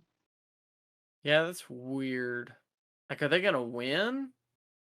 But I are think they they got gonna it. lose? Well, one of them, yeah, technically yes. But okay, so Uh, hypothetically, if they do win the tag championships, what are they yeah. gonna do for the main event? Well, I guess they'll be on ROH from now on, right? Or maybe they just lose it back the next week at that other pay per view. Okay, but then if they Yeah. lose, Yeah. how does that play into the main event? I just don't like this. It doesn't feel. It's a lot of it. You can't predict it though. I give them that. It's a lot of questions. Yeah. You don't know where they're gonna go. So I guess that's a good thing. Well, yeah, but you couldn't predict WCW 2000, but that don't make it Oh, come good. on. Come on. Those fans will like it. And it'll entice fans to get there a little early for the pre-show. So I guess that's good for the live experience. But I don't know. It's weird decision there. I'll let it play out. How do you feel about the whole Roddy Kingdom thing? I honestly think Roddy's gimmick is really funny here. Yeah. Him destroying stuff. Yeah. And being like a sad ex-girlfriend. Are we gonna get a Kyle O'Reilly run in? Is he healthy? I don't know if he is, but I wouldn't hate it. Fish? What's Bobby Fish doing? Oh You God. think he can he get in England? And folks, where's the lie? Well, he's actually originally from England. I heard that Is that right? he migrated in 1776. Oh, come on. Come on. Listen, man, he ain't doing nothing. Go ahead and book him for that show. Why not? Nah, he's got to wrestle Team 3D at Slammiversary. Is that a thing that's happening? No, I don't know. I'm just spitballing over Because here. I did hear they were reuniting the Dudley boys. They are, but I don't know for what or why. That can't be actual. Yeah, that can't be actual match. But speaking of ECW originals, Hey, uh, our how boy about RVD. yes, sir? He look. Okay, Yeah. they should not have put Jeff Hardy on before him. He looked good. He looked like he was 38 still. The spin kicks Yeah. were hitting. The spinning kick to the outside as Jack Perry was draped over the barricade. The Rolling Thunder. Maybe the vertical wasn't as high as it used to be, but everything else looked pretty good, man. I mean, the frog splash still looked nice, even if it wasn't, It wasn't 5-star though. Come on now. No. It's like 4.5 stars at this Yeah. point. Well, that's the same thing according to Dave Meltzer. Well, yeah, you got a point. But I really liked that match, honestly, more than I was expecting to. I wasn't sure how it was going to be because I feel like a lot of times Jungle Boy needs somebody to lead him. And I mean, I guess if you can pick anybody, RVD is going to be a good leader because just the sheer experience in the business. But I don't know, a lot of times he It's tends impressive. to get lost if he's not in there with the right person. But RVD just, I don't know, man, to not wrestle in months and come in and look like that, they might should keep him for a couple. Yeah, and he looked like the same. He looked the same, honestly. I think Jack Perry should keep those tights. I think that's a better look for him, honestly. Are we getting a Taz? Or is Taz coming out of retirement? Oh, Is that what's God, going no. on? I don't know. Did you hear him on commentary? He was really angry. Yeah, he said he couldn't stand to see that belt around him, but I don't think Taz can get in the ring, right? Like his He neck is. ain't, he ain't no Taz mission. He get Taz mission. Yeah, What but the is that it? RVD has?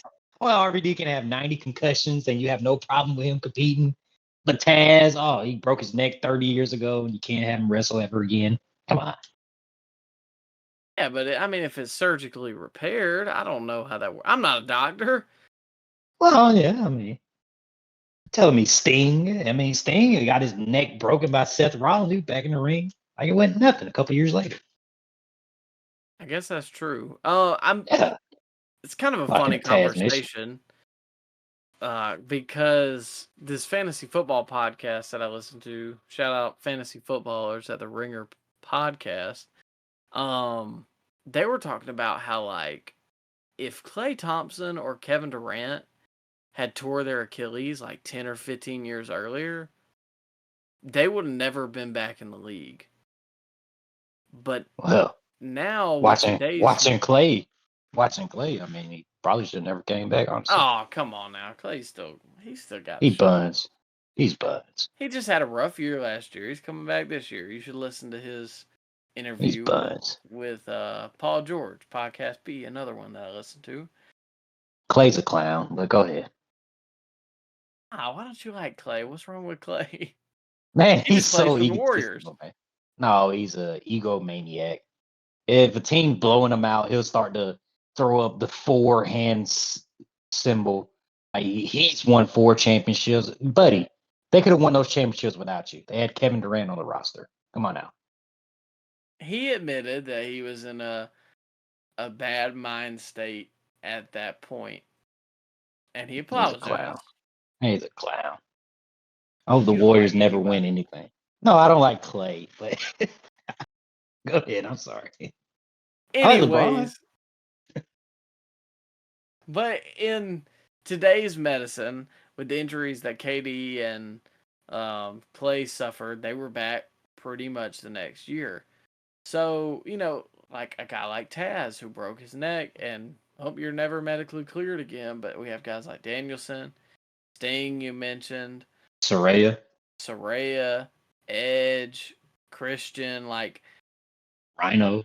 it's a possibility that maybe Taz could get medically cleared. I don't I know was how come on. smart that would be. Yeah, I was trolling, man. I don't. Let's come out of retire. Have you seen Taz? I don't like he's hitting the gym lately. Maybe for like a 6-minute match, like nothing long, just 6 minutes? God dang. no. What they gonna do? Okay, maybe like him and Hook versus. Oh, okay. All right. So kind of like what Action Bronson did with Hook. Yeah, Do you remember that match? it was all right. I just remember Action Bronson taking off his shirt and it looking embarrassing. But yeah, I mean, I think that's where they're going.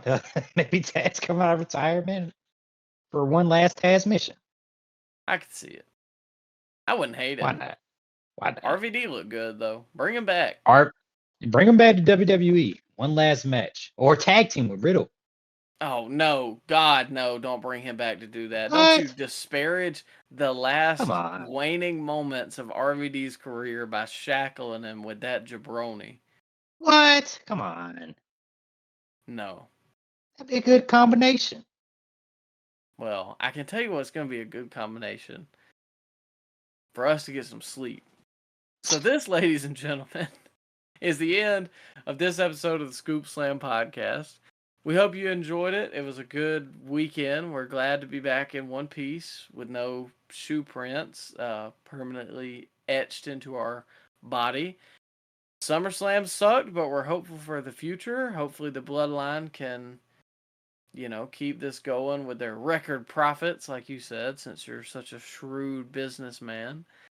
And I don't know, maybe we'll see a Taz mission or two. But in the meantime and in between time, make sure to check us out. Instagram, Twitter, Threads, YouTube, at Scoop Slam Pod. Once again, if you want a free month of Audible Premium Plus, linktr.ee/Scoop Slam Pod. Free month of Audible Plus, Premium Plus, and up to 2 free audiobooks. We'll be back next week with our review of all your favorite weekly programs. I blanked. I'm about to say, are we on live? So this has been a Scoop Slam podcast. Take care, everybody.